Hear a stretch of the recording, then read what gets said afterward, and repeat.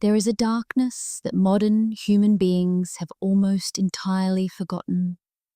Not the darkness of a power outage or a late night with the curtains drawn, but a true, total, unbroken darkness, the kind that pressed against every living person on Earth for the first 99% of human history.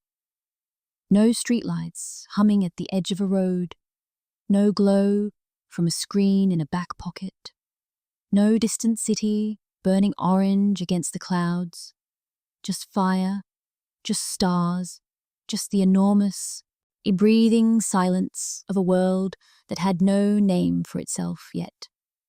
In that world, the night was not empty. It was full, packed with sound and movement and presence. Something cracked a branch in the trees beyond the firelight. Something breathed in the tall grass. The sky overhead turned slowly, its patterns so familiar that people could read them the way we now read clocks. Every hunter knew the exact position of the Pleiades at the start of the rainy season. Every elder could recite, without pause, the names of ancestors, going back further than memory seemed capable of reaching. These were not simple people. That is the first thing to understand, and perhaps the hardest. The modern world has built a story about itself, a story in which everything important happened recently, in which every real discovery belongs to the bright present. But that story has a problem. The human brain has not changed in any meaningful way in at least 200,000 years. The person sitting at a fire in what is now southern France 40,000 years ago had the same neural architecture as the person receiving these words, the same capacity for pattern recognition, the same gift for language, the same hunger to understand where they came from and what the night was made of. And that person, pressed by cold, attentive to danger, dependent on every scrap of accumulated knowledge, was in some ways a sharper observer than almost anyone alive today. Survival sharpens perception to a point that comfort tends to blunt. When the wrong plant kills your child, you learn to read plants with an attention that no university course can replicate. When the weather can end your community overnight, you study the sky with a patience and precision that modern forecasting equipment only partially matches. Something was being understood in that darkness. Something was being learned, tested, refined, and passed on. And the most extraordinary part, the part that no official history has ever found a fully satisfying explanation for, is what exactly those ancient people were learning. Not just how to hunt, not just which berries were safe, something deeper, something that seems, in the light of what the best scientists now believe about the nature of reality, to have been pointing at the truth all along. The question that drives everything that follows is a simple one. How did they know? Somewhere in that ancient world, a particular kind of person began to emerge. Not a stronger hunter, not a more prolific gatherer, but someone who filled a role no animal had ever filled before in the history of life on Earth. Someone whose entire purpose was to stand at the edge of the visible world and look beyond it. Every culture on every continent that anthropologists have studied, from the Arctic tundra to the Kalahari Desert, from the dense Amazon basin to the steppes of Central Asia, produced this figure independently, without contact, without communication, as if the social body of early humanity, like a living system responding to its own needs, spontaneously generated the same solution to the same problem wherever human beings gathered. The word we use for this figure is shaman. It comes from the Tungus people of Siberia, the word seman, meaning roughly one who knows. But it has been adopted by scholars as a universal category precisely because the role it describes appears with remarkable structural consistency in cultures that never had any contact with each other. The Siberian shaman and the Amazonian ayahuasca and the Korean mudang and the Aboriginal Australian man of high degree are not practitioners of the same religion. They are not members of the same tradition. What they share is something deeper than tradition, a set of techniques, a cosmological framework, a social function, and a set of described experiences so similar across cultures that the similarity itself demands explanation. The archaeological evidence places this figure at the very beginning of human symbolic culture. The cave paintings of Lascaux in southern France, created roughly 17,000 years ago, contain images that researchers increasingly interpret as the visual records of altered states of consciousness. Part human, part animal figures in postures consistent with the trance experiences reported by shamanic practitioners worldwide. The Lion Man of Hohlefels, a carved ivory figurine found in southern Germany and dated to at least 40,000 years ago, depicts a human body with the head of a cave lion. Precisely the kind of hybrid being that shamans across cultures describe encountering during their inner journeys. The oldest intentional human burial sites scattered across Siberia and the Levant contain arrangements of bones, flowers, and ochre that speak of ritual, a deliberate attention to the invisible that left its mark on the physical. Someone was doing this. Someone had a reason.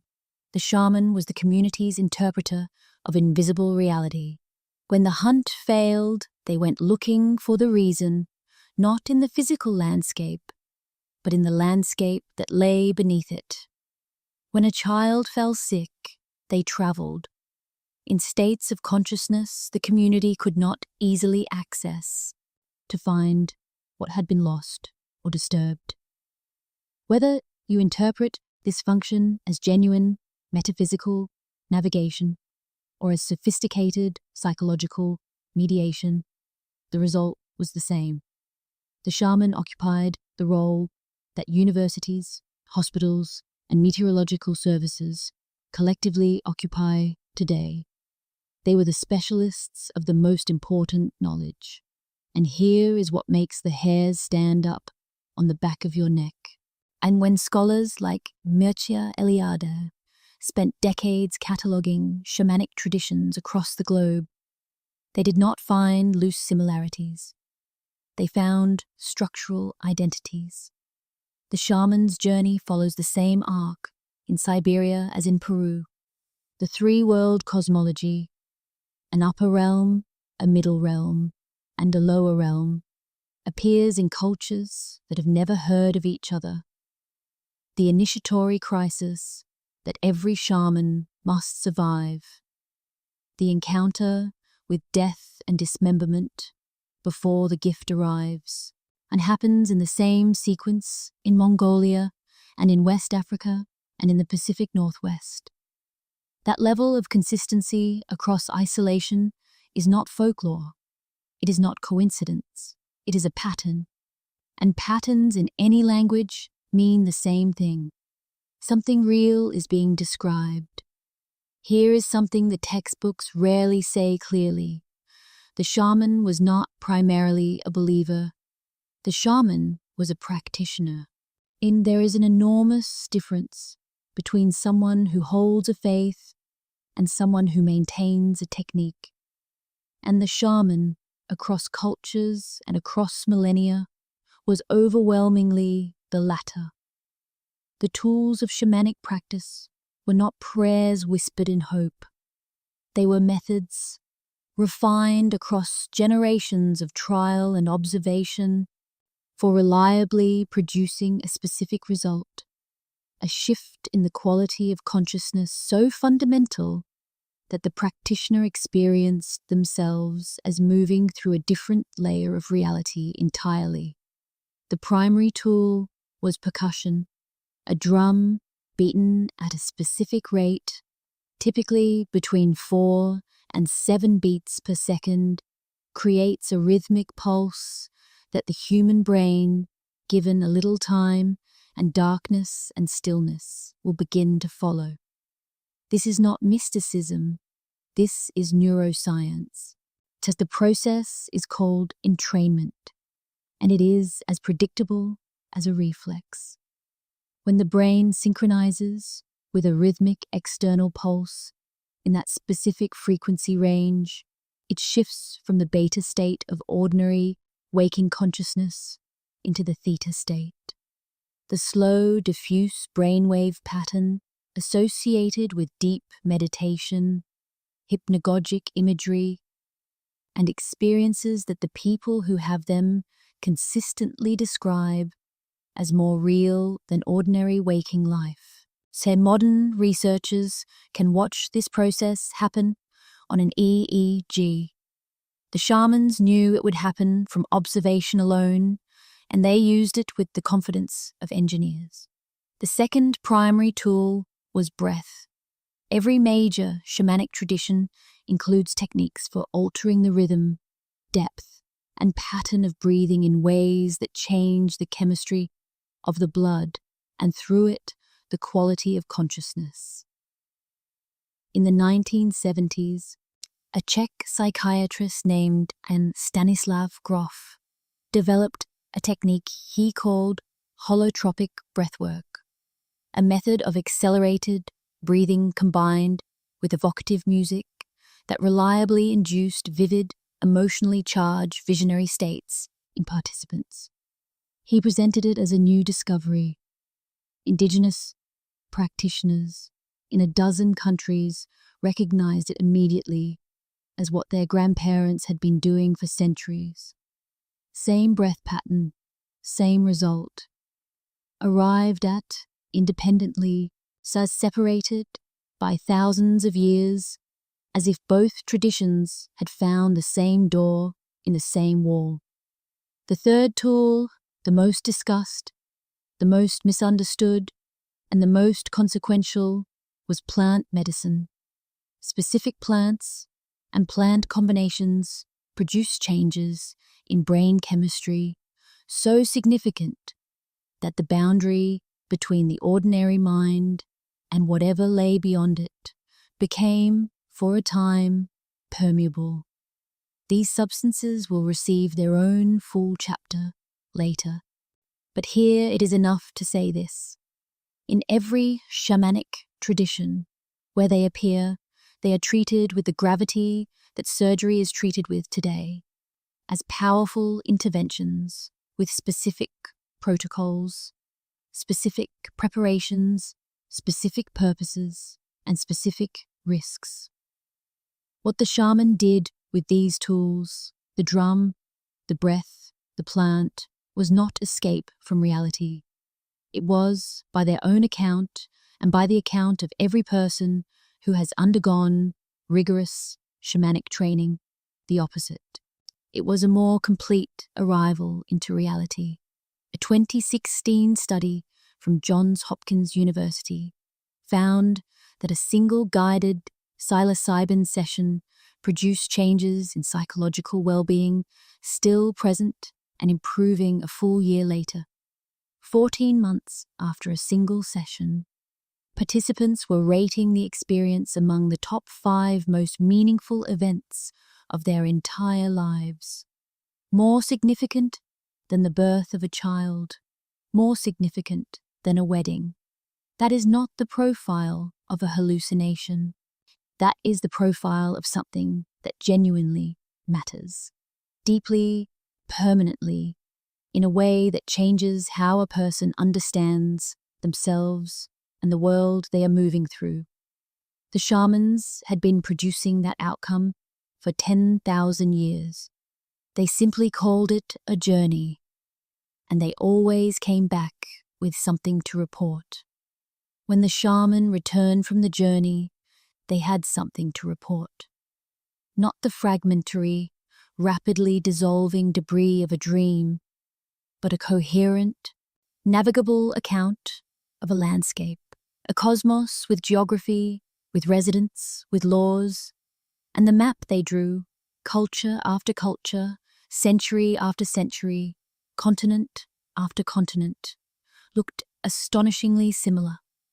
Not identical in detail. The names changed, the specific beings changed, the visual language changed, but the underlying structure was the same. The cosmos was layered. It had an above, a middle, and a below, and you could travel between them if you knew the way. In the Siberian traditions that gave us the word shaman, the world tree, a great cosmic axis running from the deepest roots of the earth to the highest branches of the sky, connected three distinct realms. The upper world was the domain of celestial wisdom and cosmic law. The lower world was not a place of punishment. That interpretation came later, imported by missionaries who needed their own cosmology to seem like the only one, but a place of ancestral wisdom, instinctual power, and the deep knowledge held in the body of the earth itself. The middle world was this one, the world of ordinary experience, but with a hidden layer beneath its surface, visible only to the trained eye. In the Norse tradition, this same cosmology became Yggdrasil, the great ash tree whose roots reached 3 worlds, whose branches sheltered 9 realms, whose trunk was the axis around which all existence turned. In the Lakota tradition, the sacred hoop of the world was centered on a pole reaching both sky and underworld. In the Amazon, the Shipibo speak of 3 tiers of reality traversed by the Iwashiro during ceremony. The Australian Aboriginal cosmology describes a layer of reality behind and beneath the physical world, more real than the surface, containing the patterns that the surface expresses. The structure repeats, and then it repeats again. In a civilization you have never thought to compare to any of these. In 2019, theoretical physicist Carlo Rovelli described a central challenge of modern physics. The universe appears, at its most fundamental level, to be organized in layers inaccessible to ordinary human perception, that the reality available to everyday experience is a kind of surface phenomenon resting on structures of an entirely different character. String theory proposes 11 dimensions of space-time. The additional 7 curled too tightly at the quantum scale to be directly observed. The holographic principle, one of the most seriously considered ideas in contemporary theoretical physics, suggests that our 3-dimensional experience of reality may be a projection from a 2-dimensional information surface at the boundary of the observable universe. The cosmos, in the model emerging from the most advanced physics of our era, has layers, multiple levels of existence, a visible surface that is not the whole story, not even close to the whole story. The physics does not confirm the shamanic cosmology. That would be too neat, and the truth is rarely neat, but stand at a sufficient distance from both, and the resemblance is something that honest people should not dismiss too quickly. A universe with layers, a reality that hides its deepest structures from direct perception, a cosmos in which the visible surface is the beginning of the investigation, not the conclusion. The shaman did not have a particle accelerator or a radio telescope, and what they had was a method for stepping outside ordinary perception. And what they saw, from wherever that method took them, mapped onto something that the most advanced human inquiry of the 21st century is still struggling to fully describe. That is either a remarkable coincidence or it is evidence of something. The evidence has been accumulating for a long time. It has not gone away. In 1999, a German archaeologist pulled a bronze disc from the ground in a field near the town of Nebra in central Germany. The disc was about the size of a dinner plate, and it was covered in shapes pressed from gold. A full moon, a crescent, and a cluster of dots arranged in a pattern immediately recognizable to anyone who has spent time under a clear sky. The Pleiades, the 7-star cluster that has served as a navigational and agricultural calendar for cultures on every inhabited continent. The Nebra sky disk, as it is now known, was dated to approximately 1600 BCE. It is the oldest known concrete depiction of specific astronomical phenomena in human history. And it was not the work of a civilization with telescopes or universities. It was the work of people for whom the sky was a living document, read nightly with an attention and precision that modern urban humanity can barely imagine.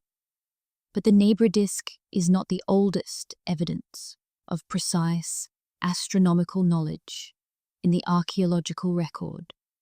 Not by a long distance.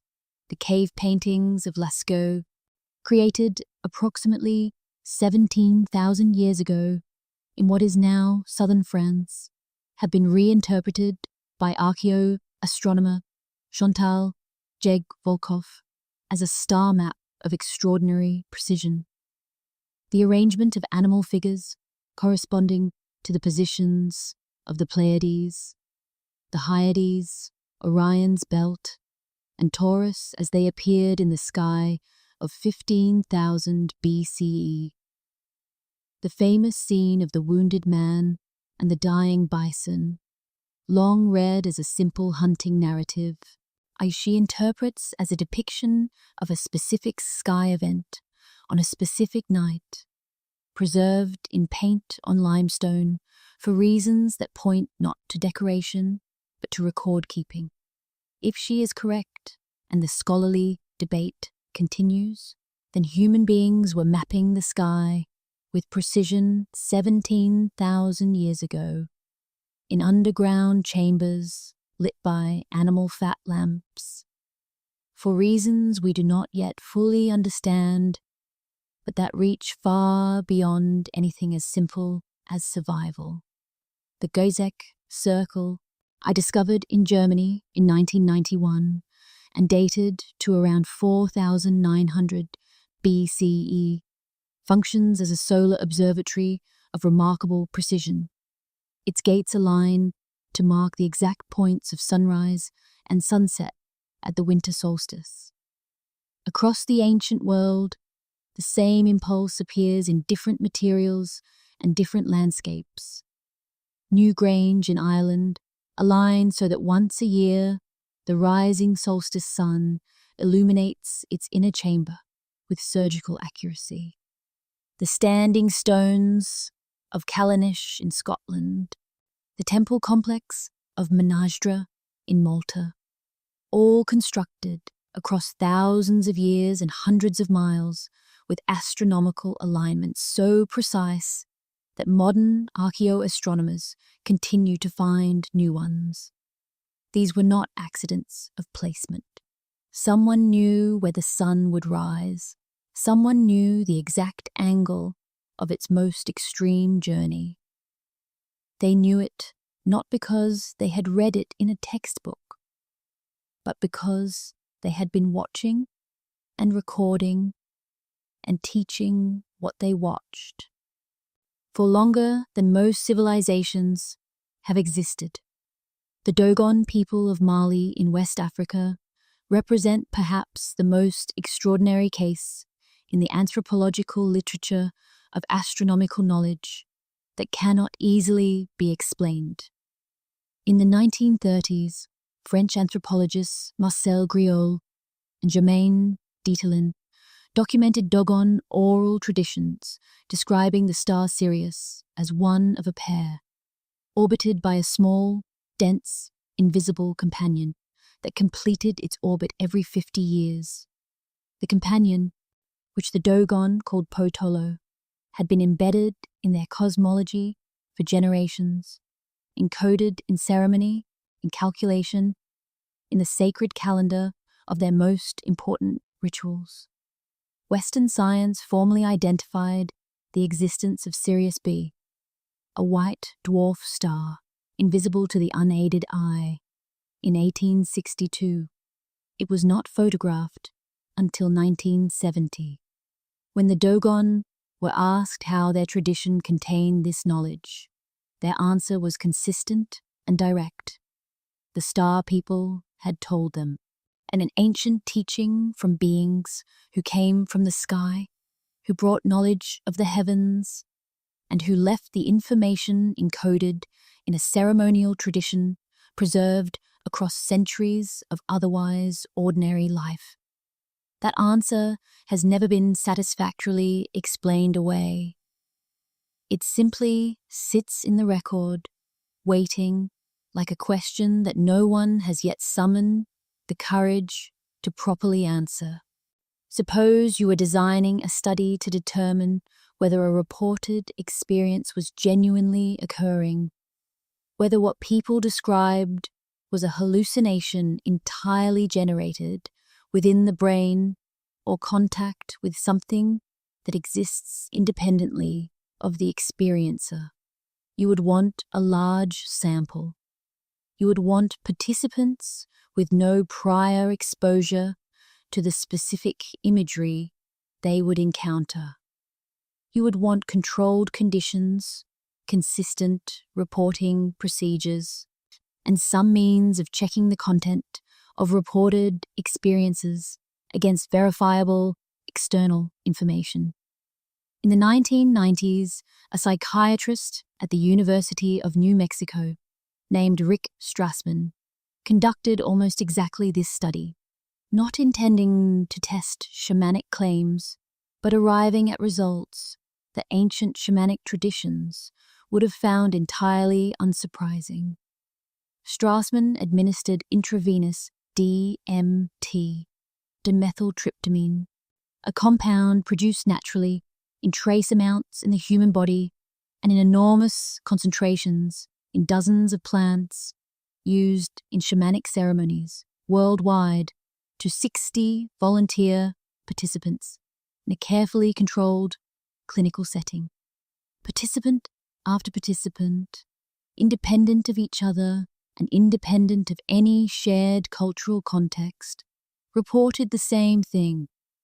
They had encountered beings, not vague symbolic figures produced by an overactive imagination, but entities experienced as more real than the furniture in the room, as more intelligent than the participant themselves, as genuinely interested in them, and communicating not through language, but through a form of direct knowing that bypassed ordinary comprehension. The participants were not confused about what had happened. They were convinced, most of them deeply and permanently, that they had been somewhere and that someone had been there with them. In this kind of encounter with non-human intelligence, accessed through altered states, carrying knowledge that the receiver had no prior access to, is not a marginal report in the shamanic literature. It is the central event. The Amazonian tradition speaks of the beings who taught the precise preparation of plant medicines across many generations. The Aboriginal Australian elder speaks of the ancestors encountered in the Dreamtime who corrected errors in his understanding of law. The Siberian shaman speaks of the animal spirits who gave specific instructions for healing specific illnesses. The content varies, the form is consistent. Wherever human beings developed methods for accessing non-ordinary states of consciousness, they reported meeting someone there. In 1995, an anthropologist named Jeremy Narby published a question he had spent years unable to answer. In Amazonian shamanic traditions, does the structure of life itself, the physical carrier of genetic information, was described in imagery that Narby recognized from his biology education. The double helix, the serpent ladder, two intertwined serpents climbing a central axis, described in petroglyphs and in the reported visions of practitioners who had never attended a biology class. Watson and Crick published the structure of DNA in 1953. The Amazonian imagery predates that publication by at least several thousand years, and Narby did not claim to have found the explanation. He claimed he had found a question that deserved a serious answer, one that could not be comfortably housed in any existing framework. The rational response to these accounts is not to immediately believe them. The rational response is to notice that they are consistent, that they are specific, that they carry information that sometimes proves accurate, and that they resist the easy explanation of coincidence. Something is happening in these states, whether that something is contact with genuine external intelligence or access to a layer of information held within biological systems that ordinary consciousness does not know how to read, or something else entirely. The question is not whether it is real. The question is what kind of real it might be. And that question, asked in a room with honest people and good data, turns out to be far more interesting and far more unsettling than anyone who has not yet sat with it tends to expect. There is a coastline in southern Australia that has been submerged under the sea for approximately 7,000 years. It disappeared when the glaciers of the last ice age melted and the seas rose, an event so ancient that written history did not yet exist anywhere on Earth. And yet there are Aboriginal Australian oral traditions that describe that coastline, not vaguely, not symbolically. They describe specific geological features, a particular point where the land curved into the water, a series of islands now reduced to seamounts, a harbour once sheltered and now open ocean, with a geographical accuracy that modern satellite mapping has confirmed. The stories were not carved into stone or pressed into clay. They were preserved in mouths, passed from voice to ear, generation after generation, for roughly 300 human generations, and without a single corrupting error, significant enough to destroy their correspondence with a physical reality that no living person had ever seen. This is not the exception in Indigenous oral tradition. This is the standard, the Aboriginal songline system, a network of navigational and cosmological narratives covering the entire Australian continent, encoding topography, ecology, astronomy, law, and history in sung stories, has been described by cognitive scientist Lynn Kelly as one of the most sophisticated information storage systems ever developed by any culture at any time. Kelly spent years studying memory techniques from ancient cultures worldwide and found that indigenous oral traditions consistently exploit the two mechanisms that modern neuroscience has identified as the most powerful anchors for long-term memory, spatial association, and emotional intensity. The human hippocampus encodes information most effectively when it is tied to specific physical locations and saturated with emotional significance. Indigenous oral traditions built both of these features into every layer of their knowledge systems, anchoring information to specific places in a landscape, setting it to music that engaged the emotional nervous system, embedding it in narratives that made forgetting a kind of moral failure. The shamanic apprentice did not sit in a classroom. They walked. They traveled the landscape with their teacher, hearing the same story in the same location until the location itself became the trigger for the story, until the story and the place were a single, indivisible thing. They participated in ceremonies in which information was encoded in the body through movement, rhythm, and the specific emotional chemistry of ritual. Chemicals that modern neuroscience now identifies as critical to the consolidation of long-term memory. They learned not just the information, but the method of transmitting it, so that they became not merely a repository, but a living replication mechanism, capable of passing knowledge on with the same fidelity with which they had received it. The implications of this are significant in ways the mainstream discussion of ancient knowledge has not fully absorbed.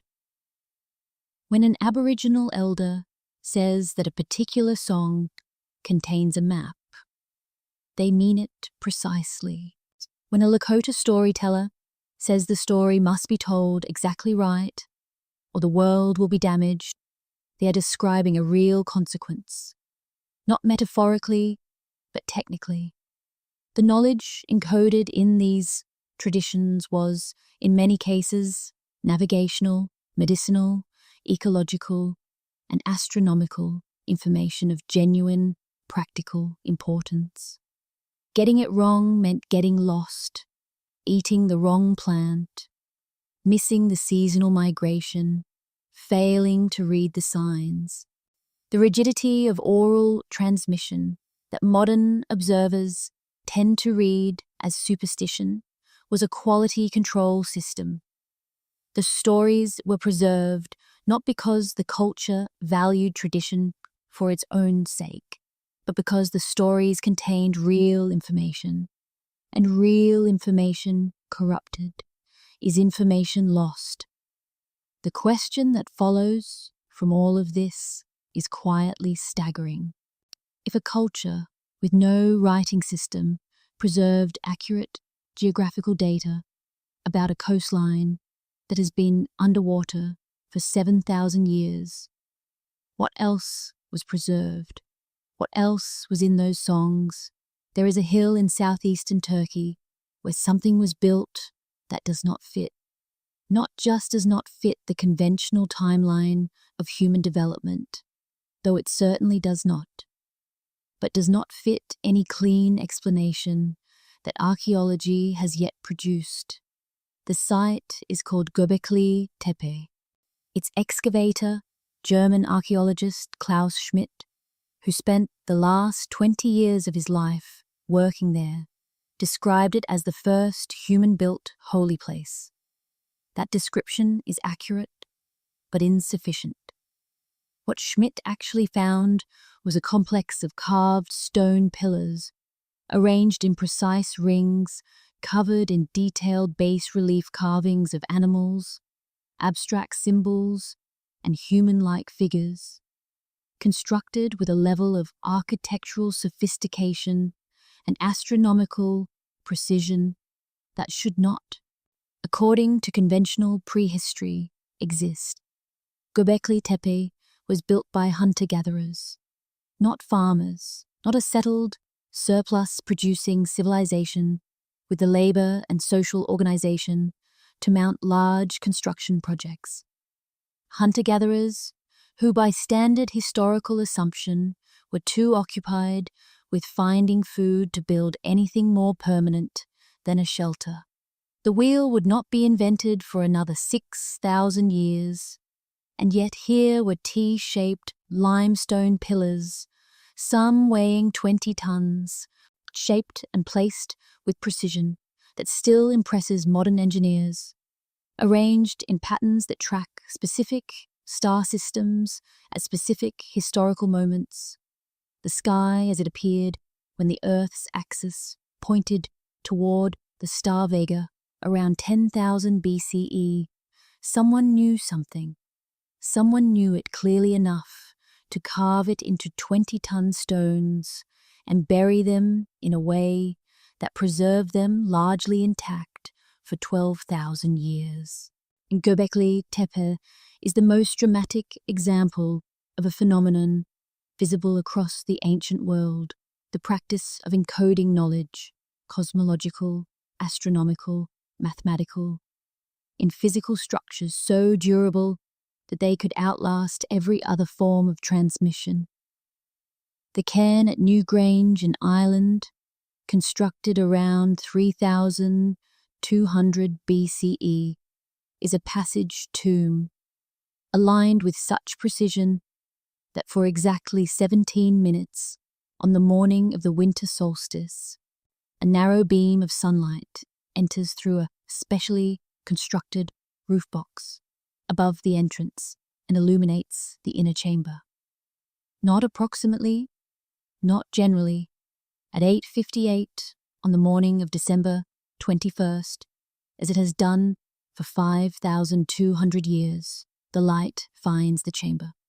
Newgrange predates Stonehenge by 1,000 years. It predates the Giza pyramids by several centuries. The people who built it had no metal tools. They had no written plans. What they had was knowledge, precise, transmissible, and important enough to justify moving thousands of tons of stone over distances of many miles, sustained across multiple generations. The pyramid at Giza presents measurements that have generated academic controversy for over a century, but the controversy itself is instructive. The monument's base, perimeter, divided by twice its height, yields the mathematical constant pi to 4 decimal places, not approximately, but exactly, to the limit of the precision with which the structure can be measured.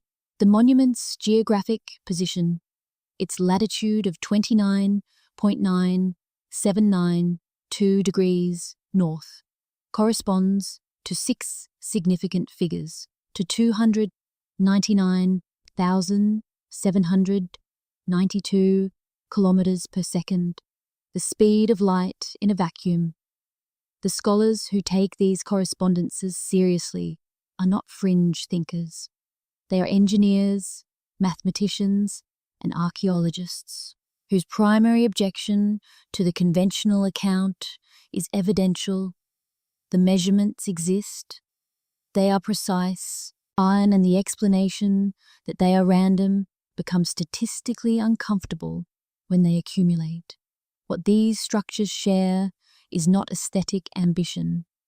What they share is the quality of a message, something specific, encoded with care, intended to outlast the people who created it.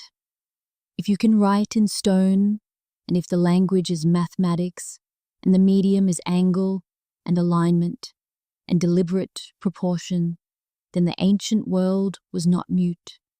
It was speaking to someone about something with a patience and a care that modern civilization has not yet found the humility to fully appreciate. The question of what those messages contain has barely been asked. The question of who was meant to receive them has barely been whispered.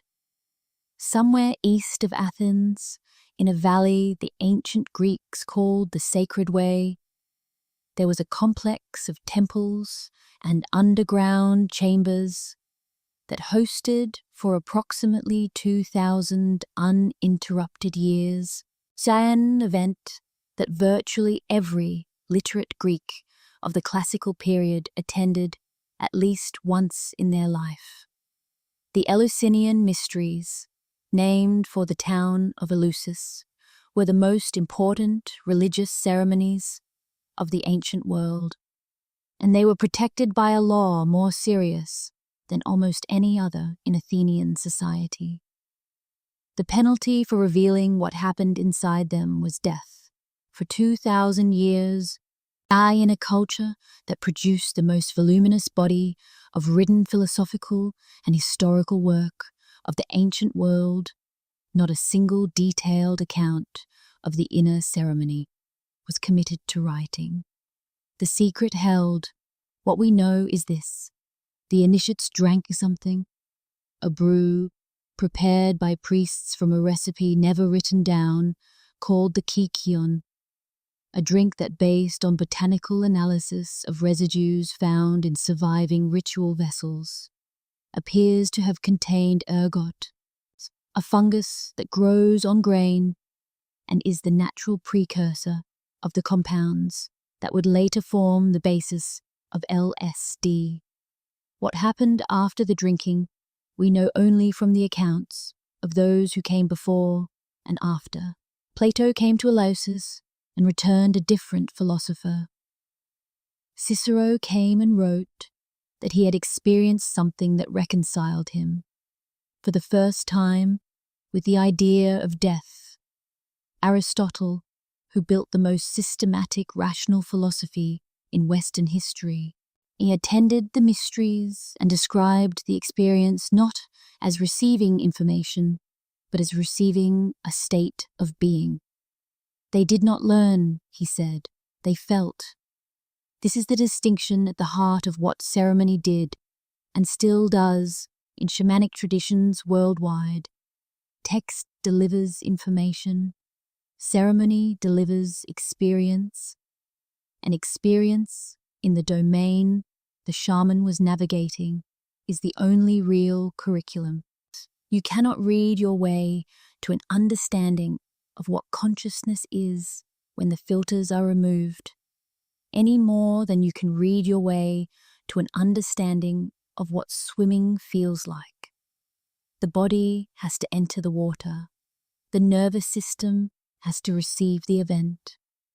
The vision quest traditions of the Plains nations of North America engineered the initiatory experience through a different set of conditions: isolation, fasting, exposure, sleep deprivation, and extended solitude in wild landscape. On each of these conditions, modern neuroscience confirms, reliably produces shifts in the functioning of the default mode network, the brain's self-maintenance system, that allow experiences to arise which are inaccessible under ordinary conditions. The young person who went out into the wilderness and came back changed was not having a hallucination. They were having an experience their nervous system had been specifically prepared through weeks of ritual preparation to receive and to hold. The Bwiti tradition of Gabon, centered on the iboga plant, conducts initiatory ceremonies lasting up to 72 hours, 3 days in which the initiate undergoes what is described uniformly and across centuries of accounts as a complete death and rebirth. Every relationship examined, every piece of unresolved grief confronted, the construct of the personal self taken completely apart and reassembled from the ground up.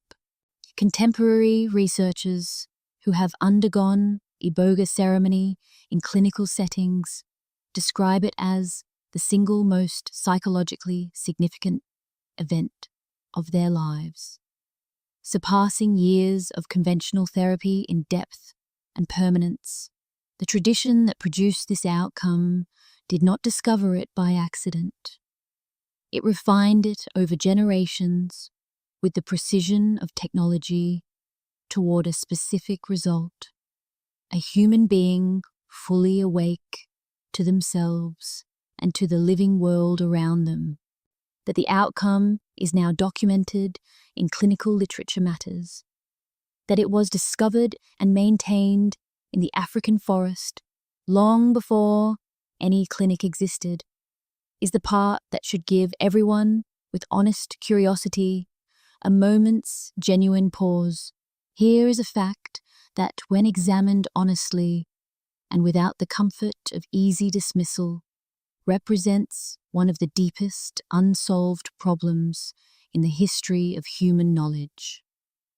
In the Amazon rainforest, a region containing somewhere between 80,000 and 100,000 species of flowering plants, the shamanic traditions of dozens of distinct cultures independently identified and prepared a specific combination of two plants that produces, when properly processed and consumed, a profound and navigable alteration of consciousness. The combination requires a woody vine called Banisteriopsis capi, boiled for many hours, and a leafy shrub called Psychotria viridis, whose leaves are added at a specific stage in the cooking process. Neither plant alone produces the effect.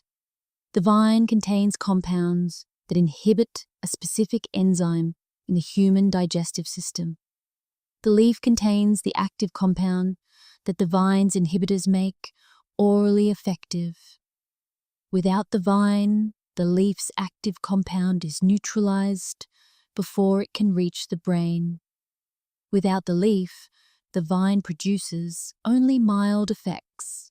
Together, combined in the right proportions and processed in the right way, they produce what the traditions that use them call ayahuasca, and what researchers who have studied it call one of the most extraordinary pharmacological preparations in the documented history of medicine. The probability of discovering this specific combination through random trial and error among 80,000 candidates is, by any reasonable calculation, effectively zero. And yet, the traditions of the Amazon, cultures separated by hundreds of miles of dense jungle, speaking languages with no shared root, with no documented history of contact, arrived at the same preparation, the same process, and many of the same specific applications. When asked how they discovered it, the answer across traditions is consistent and direct. The plants told them. Some the plant spirits and beings encountered in the very states of consciousness that the medicine itself produces, taught the preparation, identified the dosing, and specified the ceremonial conditions under which it should be used. This is not the only case of pharmacological knowledge in traditional cultures that challenges straightforward explanation. The curare preparations of Amazonian hunters, plant extracts of such specific neurotoxic action that they became the basis of modern surgical muscle relaxants, required the combination of multiple plant species processed in a particular way, the correct formulation of which took Western pharmacologists decades to replicate. Quinine, derived from the bark of the cinchona tree by Andean traditional healers, remained the only effective treatment for malaria for 3 centuries after European medicine encountered it, and the healers who discovered it had done so in a rainforest containing thousands of other plant species, without any of the experimental apparatus that modern pharmaceutical development relies on. Aspirin, digitalis, and dozens of the most important compounds in the modern pharmacopoeia trace their origin to traditional healing knowledge that preceded their scientific characterization by hundreds of years. In the Haitian Vodou tradition, the anthropologist Wade Davis documented in the 1980s the preparation of a compound using the skin secretions of the pufferfish, a preparation that produces a death-like physiological state indistinguishable from actual death by the diagnostic methods available in rural Haiti, and from which the subject recovers after burial. The active compound is tetrodotoxin, one of the most powerful neurotoxins in nature, whose pharmacological mechanism was not understood by Western science until the mid-20th century. The Haitian practitioners who created this preparation had precise knowledge of its dosing, a knowledge where a margin of error in either direction means the difference between a convincing death state and actual death, without any formal understanding of the neurochemistry involved. They knew it worked, they knew why it worked in practical terms, and they knew, apparently, and enough about the mechanism to control it with a consistency that Davis found genuinely remarkable. Where did this knowledge come from? The honest answer is that we do not fully know.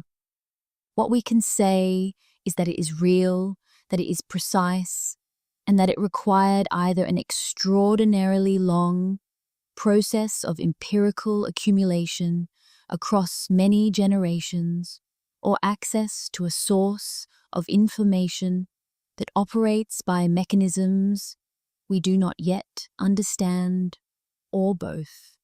The traditions that hold this knowledge have a clear answer. Whether or not that answer fits the epistemological categories of Western science is increasingly a question worth sitting with more carefully than most of us have yet been willing to do. In 1954, Aldous Huxley sat in his California living room, swallowed 0.4 of a gram of mescaline, and spent the next several hours arriving at a conclusion that the best neuroscientists of our current era are only now finding the empirical tools to evaluate. Huxley proposed that the brain's primary function was not to generate consciousness, but to filter it.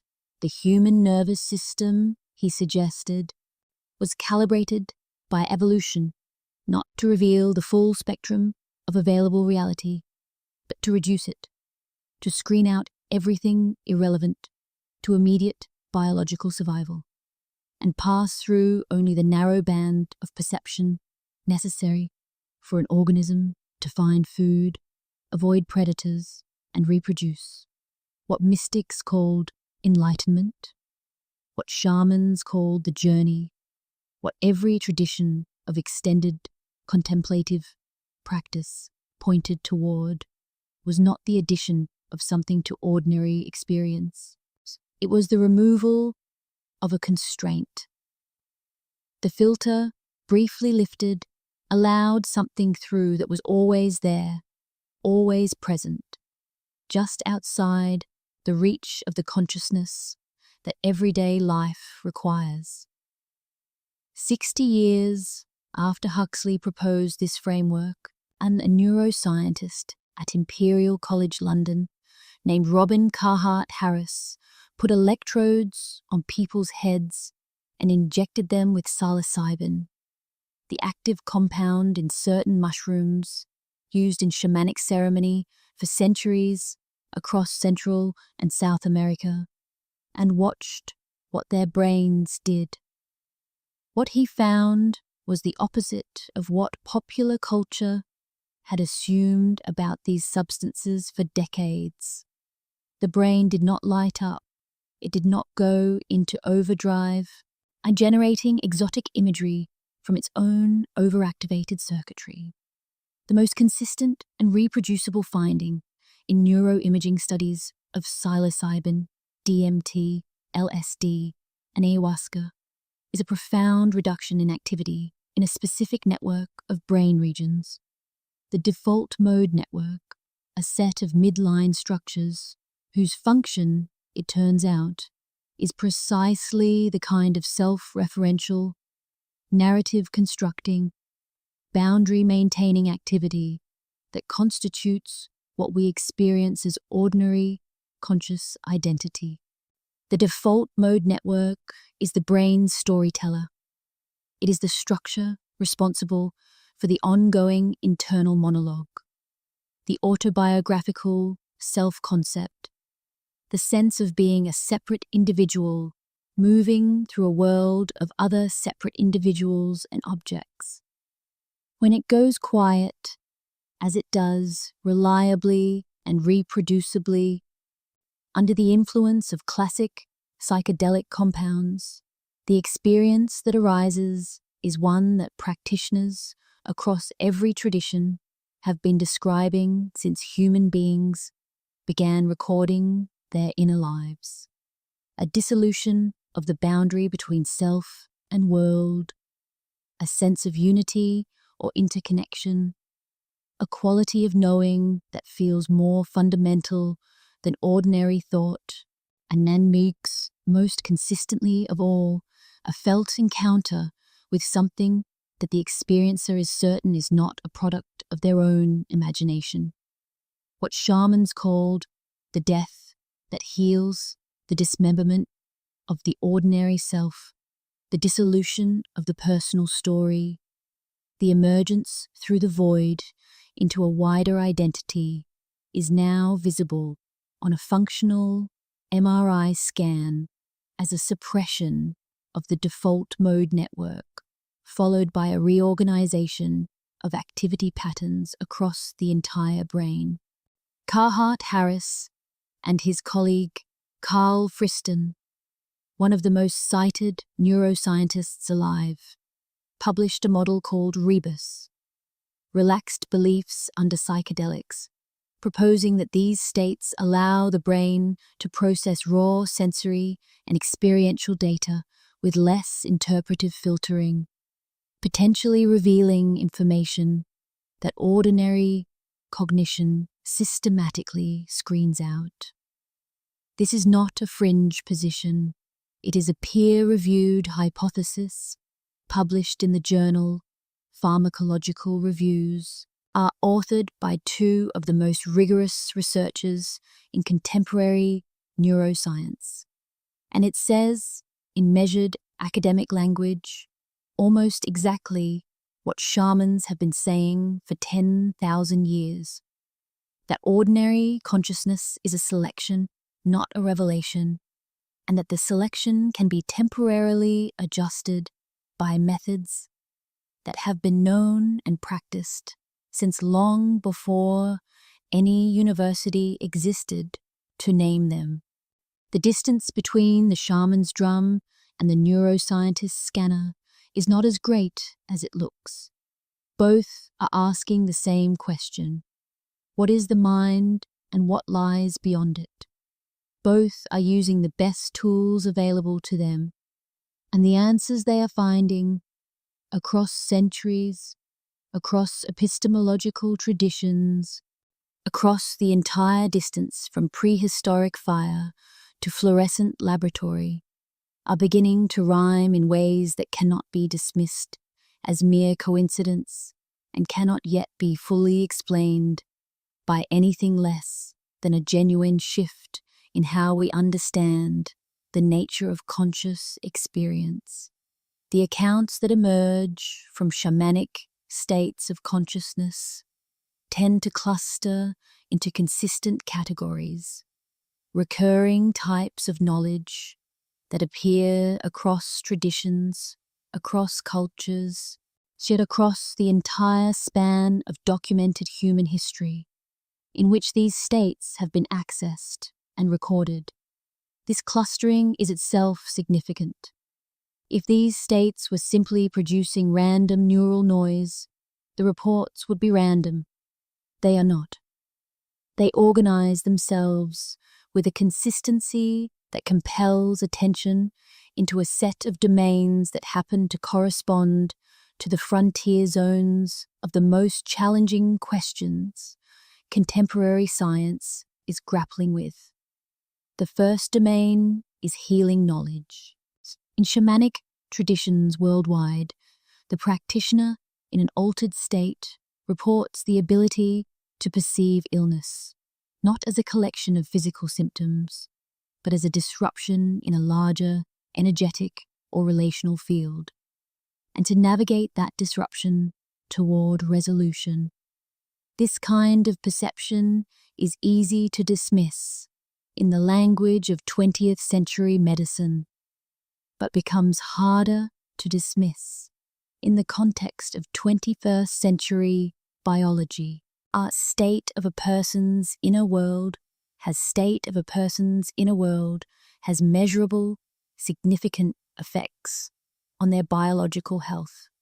The placebo effect, now documented in literally thousands of clinical trials, represents a case in which belief alone produces physiological outcomes indistinguishable from pharmaceutical intervention. The shamans claim that the origin of illness often lies in a layer of reality invisible to ordinary perception, is not confirmed by this research, but the research makes it far harder to confidently exclude. The second domain is ecological knowledge.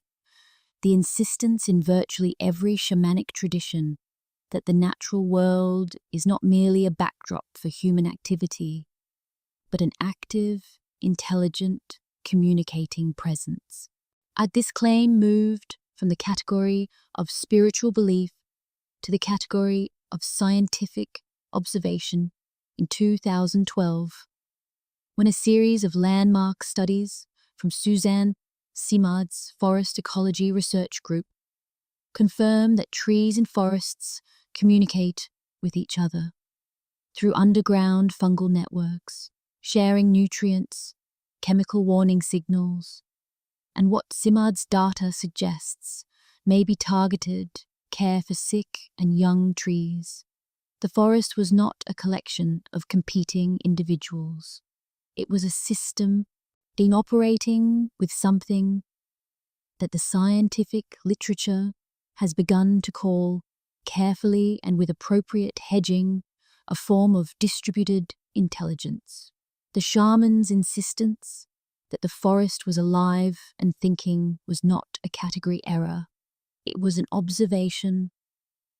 The third domain is cosmological knowledge, the description of the universe as fundamentally conscious, interconnected, and composed of something more like information than matter. In the last 20 years, this position has moved from the edge of philosophical speculation to the center of serious academic discourse. Physicist John Wheeler's proposal that information, not matter or energy, is the most fundamental constituent of physical reality. His famous formulation, it from bit, is now taken seriously by a significant minority of theoretical physicists. Philosopher Philip Goff at Durham University has argued in a body of work that has attracted attention from both scientists and philosophers that some form of experience or proto-experience may be a basic feature of the universe, not a product of complex biological organization. The universe as a conscious system the cosmos as a living thing. This is what every shamanic tradition has described since the beginning of recorded human thought. It is now a live hypothesis in peer-reviewed academic philosophy.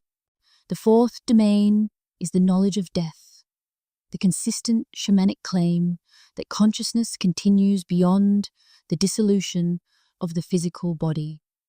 This is the most personally charged and institutionally suppressed area of inquiry in all of contemporary medicine.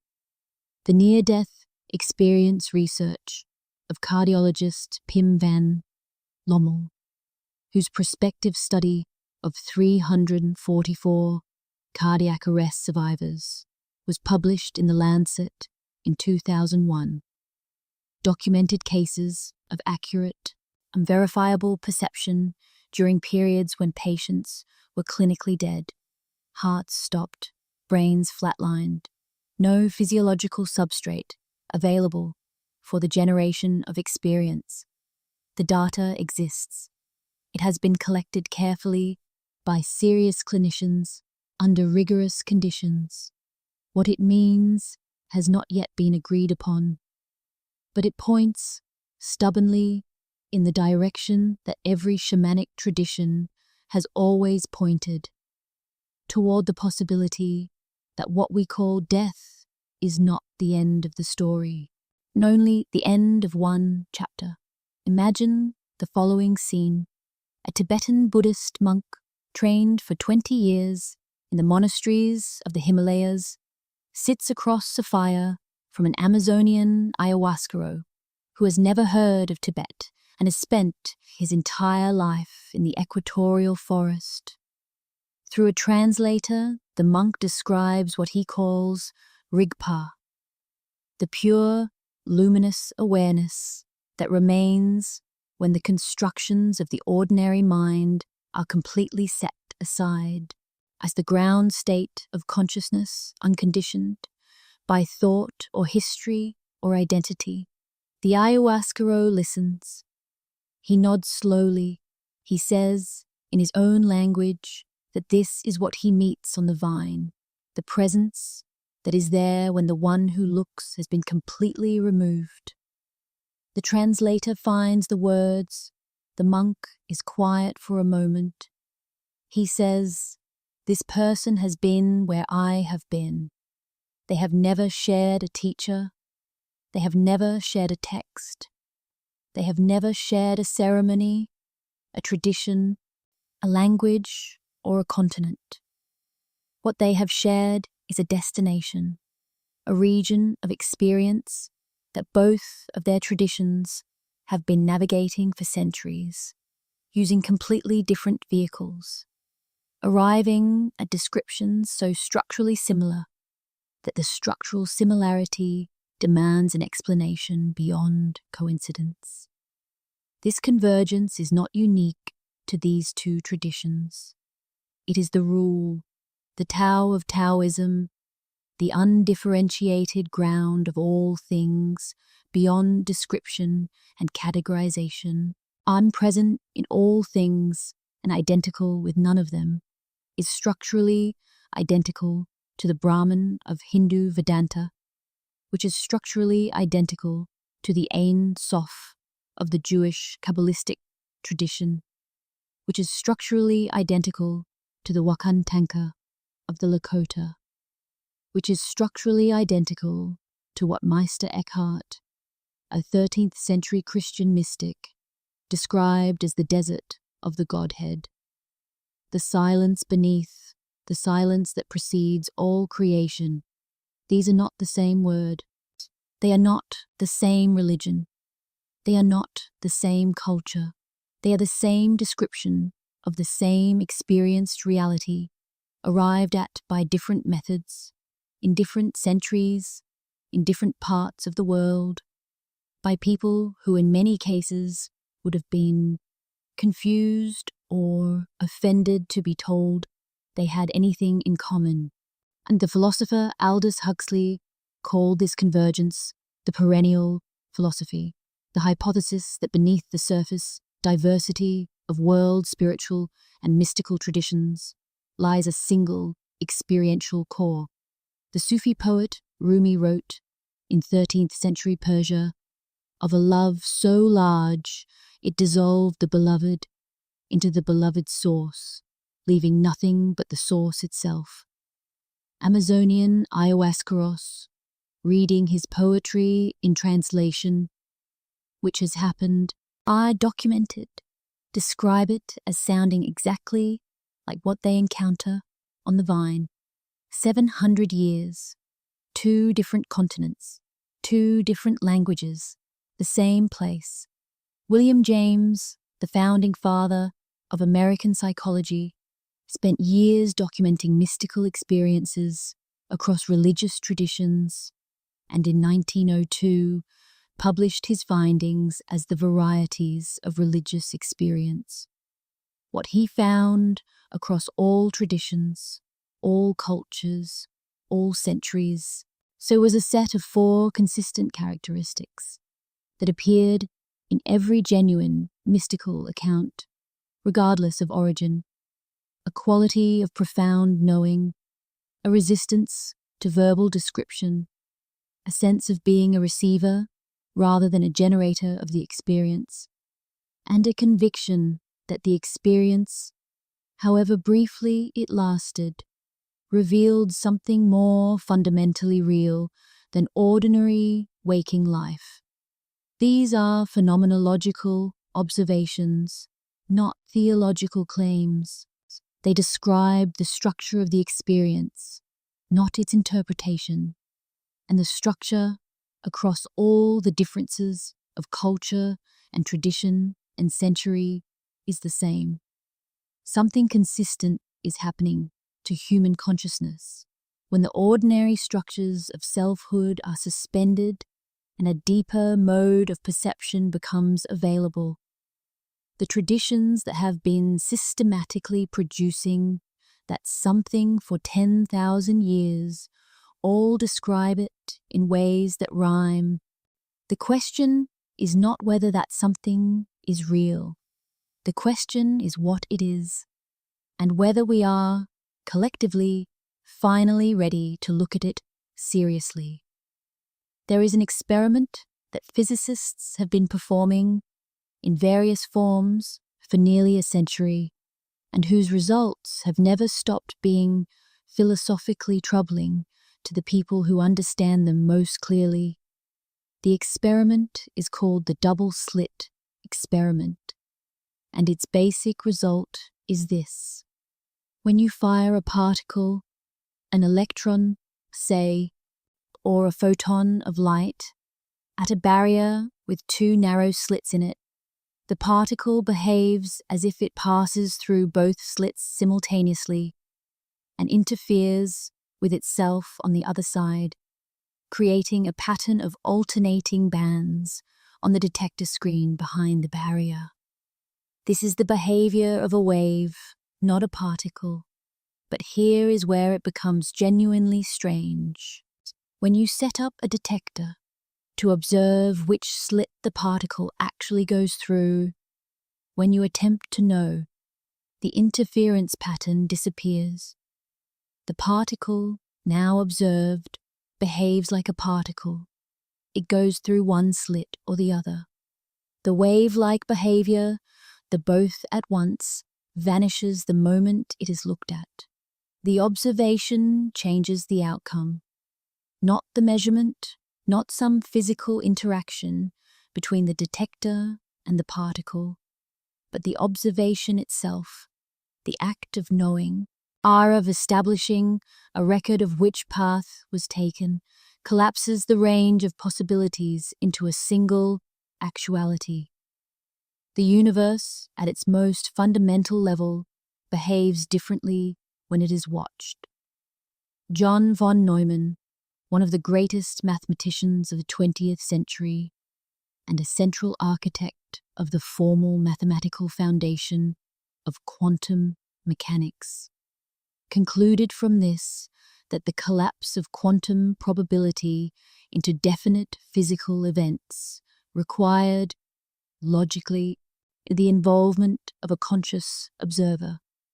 His colleague, Eugene Wigner, also a Nobel laureate in physics, went further. He argued that consciousness was not a product of physical processes, but a fundamental ingredient in the fabric of reality. Both men paid a social price for these conclusions. Both held them anyway, because the mathematics seemed to require them. In the decades since, the question of consciousness in quantum mechanics has not been resolved. It has deepened. The measurement problem, why the quantum world, with its superpositions and probabilities, gives rise to the definite, classical world of ordinary experience, remains the central, unsolved problem in the foundations of physics. And the solutions being seriously proposed by serious physicists increasingly invoke consciousness, not as a mystical add-on, but as a structural necessity. Physicist Donald Hoffman at UC Irvine has published a series of papers arguing on evolutionary and mathematical grounds that what we call physical reality is a representation within consciousness, an interface like a desktop on a computer screen that does not resemble the underlying reality it represents, but allows us to navigate it usefully. His position is not metaphysics. It is a formalized mathematical model subject to empirical test. Philosopher Philip Goff's panpsychism, the view that some form of experience is a basic feature of reality at every level, from particles to persons, is not a fringe position. It is now regularly debated in the most respected journals in philosophy of mind, alongside materialist and dualist alternatives, as a serious candidate for the best account of what consciousness is and where it comes from. Bernardo Kastrup, a computer scientist turned philosopher, has argued in a series of books that the most parsimonious interpretation of the available evidence, from quantum mechanics to near-death experience research to the hard problem of consciousness, is a form of monistic idealism, the view that reality is fundamentally mental, and that matter is what mind looks like from the outside. In the Amazon, in Siberia, in Tibet, in the caves of Lascaux, in the ceremony houses of the Lakota and the Dagon and the Hopi, the shamans were describing a universe that is fundamentally alive, fundamentally aware, fundamentally relational, and fundamentally composed of something more like mind than matter. They were describing this not as a philosophical proposition, but as a direct observation made from the specific location that their training allowed them to access. They were reporting what they found. What they found, is becoming increasingly clear, was not a comfortable fiction. It was something that the most honest inquiry available to human beings, in any tradition, in any century, keeps pointing back toward. In the summer of 2022, 3 physicists, Alain Aspect, John Clauser, and Anton Zeilinger, received the Nobel Prize in Physics for a body of experimental work confirming what Albert Einstein spent the last decades of his life trying to disprove. The phenomenon is called quantum entanglement, and when 2 particles interact under the right conditions, they form a relationship that persists regardless of the distance between them. A relationship so immediate and so complete that measuring a property of one particle instantaneously determines the same property in its partner, no matter how far apart they are. Not quickly, not through some undetected signal, moving at the speed of light, instantaneously. Einstein called it spooky action, at a distance, and considered it a sign that quantum mechanics was incomplete. It turned out to be a sign that the world is stranger than Einstein was willing to accept. The experiment has been conducted with the two particles separated by distances of hundreds of miles, with every conceivable loophole closed. The result is always the same. Some kind of connection persists. Some kind of oneness underlies the apparent separateness of things. The shaman would not have found this surprising. In every tradition that has ever produced a shaman, the primary cosmological assertion, the claim that underlies all other claims, the observation that the training is designed to produce, is that separation is the illusion, and connection is the reality. The world is not a collection of objects moving independently through empty space. It is a web of relationships, each thread affecting all the others, each event immediately registered across the entire system. This is not a metaphor in shamanic cosmology. It is a direct description of how reality behaves, derived from the practice of experiencing reality from a vantage point that ordinary consciousness does not offer. In forests, this connectivity is visible now, documented in peer-reviewed ecology journals, measurable with instruments, verifiable by anyone who follows Suzanne Simard's work on mycorrhizal networks, or Merlin Sheldrake's research on fungal communication. Trees share nutrients through underground fungal threads. They send chemical distress signals that neighboring trees respond to before they have been attacked themselves. Old trees allocate specific resources to the young and sick. The system behaves less like a population of competing individuals and more like a single organism managing its own health. The forest thinks, not with a brain, not in a way that maps onto human cognition, but in a way that Simard does not hesitate, in her published research, to call intelligent. Robin Wall Kimmerer, a botanist and member of the citizen Potawatomi Nation, wrote in her book Braiding Sweetgrass about learning, through indigenous teaching that predated any university education she received, to treat plants as beings with their own purposes and communications, and then spending her professional career in laboratory science, finding evidence that confirmed what the teaching had always maintained. The plants communicate, the forest responds, the land has knowledge.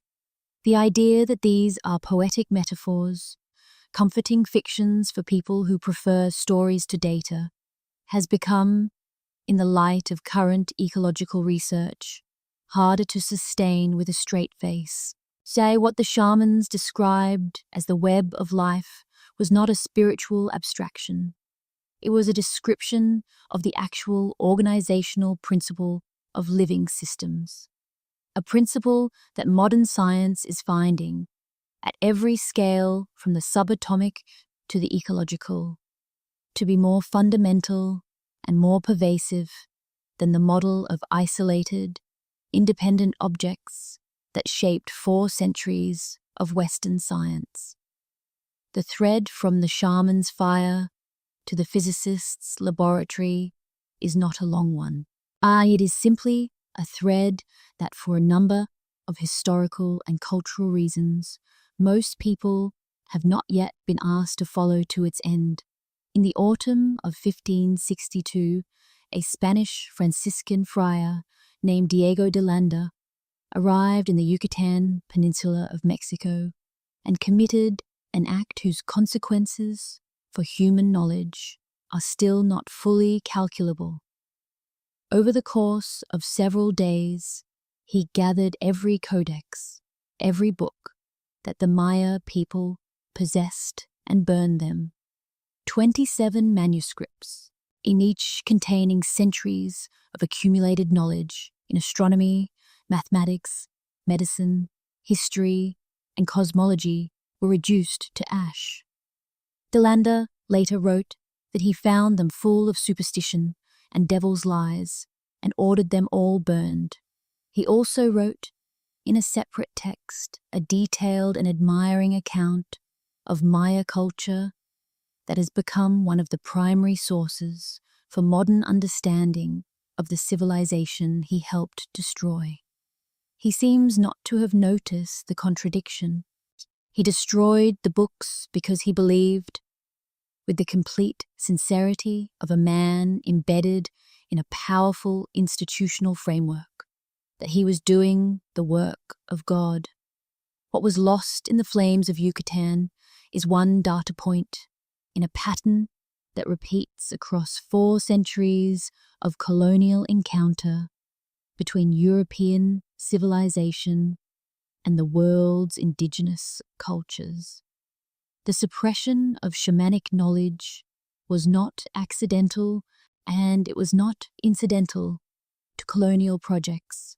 It was in many cases central to them, a people whose relationship with the world is mediated through their own specialists, their own cosmology, their own methods of knowing, are a people who have not yet been made dependent on the institutions of the colonizing culture. Break the relationship with the shaman, criminalize the ceremony, burn the library, and you do not merely end a religious practice. You sever the root system of an entire civilization's capacity to understand itself and its world. In the Americas, the Catholic Inquisition specifically targeted curanderos, medicine, people, and anyone found in possession of or administering plant medicines. Substances that had been the central sacramental technology of indigenous healing and ceremony for thousands of years. In Siberia, of active persecution. In Africa, in the 1930s, identified shamans as a class of ideologically dangerous counter-revolutionaries and systematically imprisoned, exiled, or executed them across decades of active persecution. In Africa and the Pacific, the British and French colonial missions defined traditional healing practice as witchcraft and deployed both legal and physical force to suppress it. In Australia, the government policy of forcibly removing Aboriginal children from their families. A practice continued until the 1970s, functioned, among its many other brutalities, as a systematic interruption of the transmission chains through which songline knowledge and ceremonial practice were passed from generation to generation. The result, measured in what was actually lost, is a catastrophe of a scale that the dominant historical narrative has not yet fully confronted.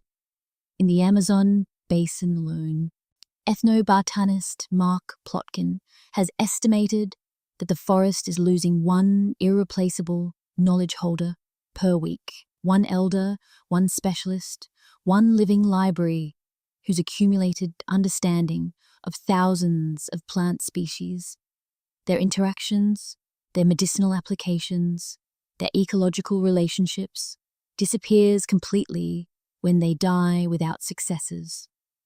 Knowledge that took millennia to accumulate, refined across hundreds of generations of careful observation and transmission, is ending in a single generation, not because it was proven wrong or superseded, but because the people who carried it were systematically prevented from teaching it.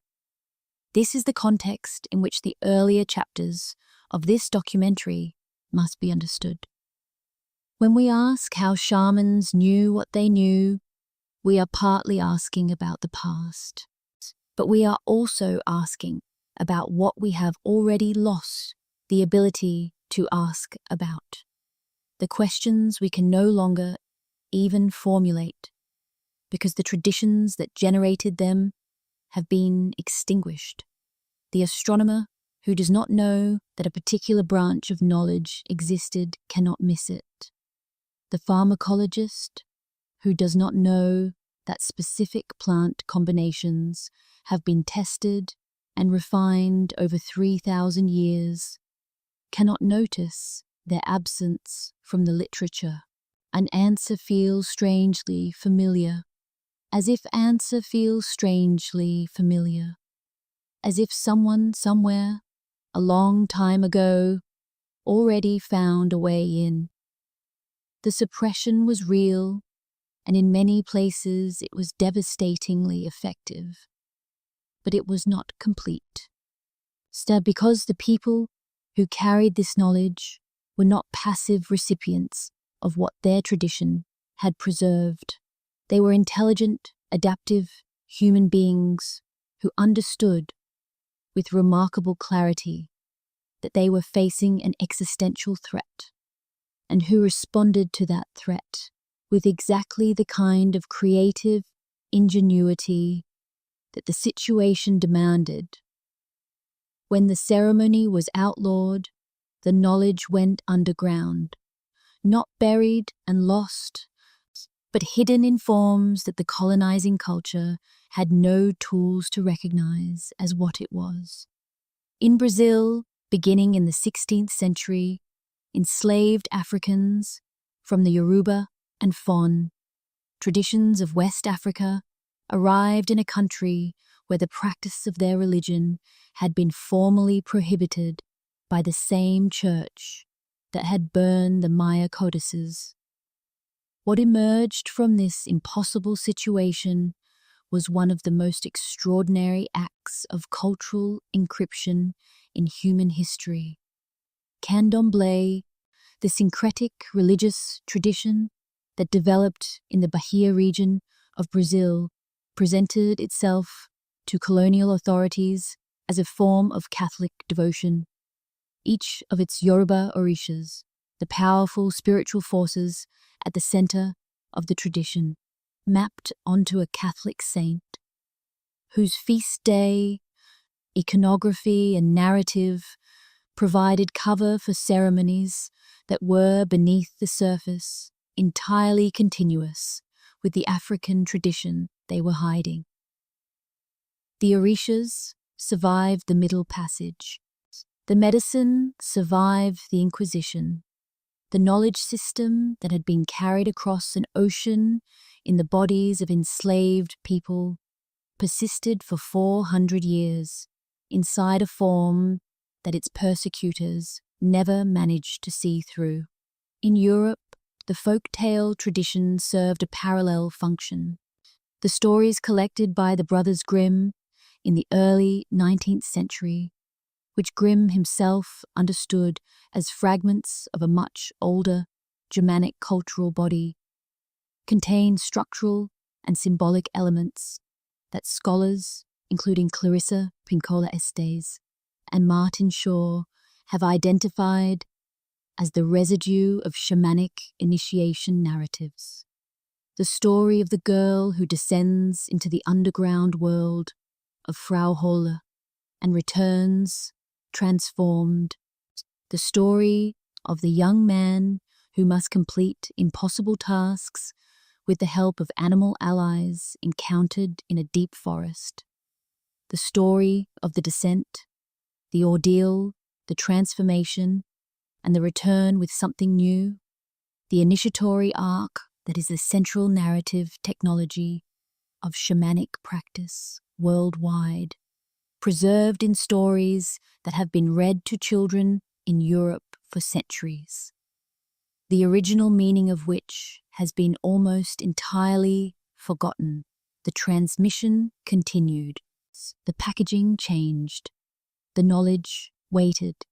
Even children's nursery rhymes, in some cases, appear to encode astronomical and calendrical information that traces to traditions far older than the pastoral England in which they were collected. The song Ring Around the Rosie has been speculatively linked to Plague-era folk tradition. Jack and Jill to lunar mythology, the specific interpretations are debated. The broader pattern is not. Cultures under suppression consistently develop methods of hiding important information in the most innocent-seeming forms available, because innocence is armor. A children's story cannot be interrogated. A nursery rhyme cannot be burned. The knowledge survived because the people who held it refused to let it die, and because they were creative enough to hide it where no one would think to look. In folk herbalism and hedge medicine, in the festivals and seasonal celebrations that the church absorbed without fully extinguishing, in the stories told around fires after dark, in languages the missionaries never fully learned, in the bodies of practitioners who went through the motions of conversion and kept their real knowledge alive, in the gestures and rhythms of work that had always been ceremony without announcing itself as such. The roots went deep, deep enough to survive the frost, and in the warmth that is finally returning to this subject, after centuries of cold, some of those roots are beginning to stir. In the spring of 1955, a man named R. Gordon Wasson traveled to a small village in the mountains of Oaxaca, Mexico, and sat in a dark room with a Mazatec curandera named Maria Sabina. Wasson was not an anthropologist or a botanist. He was the vice president of JP, a Morgan bank, a Wall Street professional who had spent his leisure time for 20 years investigating the role of mushrooms in world mythology and culture. Maria Sabina administered to him in the traditional velada ceremony of the Mazatec people a dose of the sacred mushrooms that her tradition had been using for spiritual and healing purposes for at least 1,000 years. What happened to Wasson in that dark room in the Mexican mountains was not a hallucination. By his own account, undelivered 2 years later, in a Life magazine article that became one of the most widely read cultural documents of the 1950s. It was the most significant experience of his life, a direct, unmediated encounter with what he could only describe as the divine. Wasson's article, Seeking the Magic Mushroom, opened a door that has never been fully closed.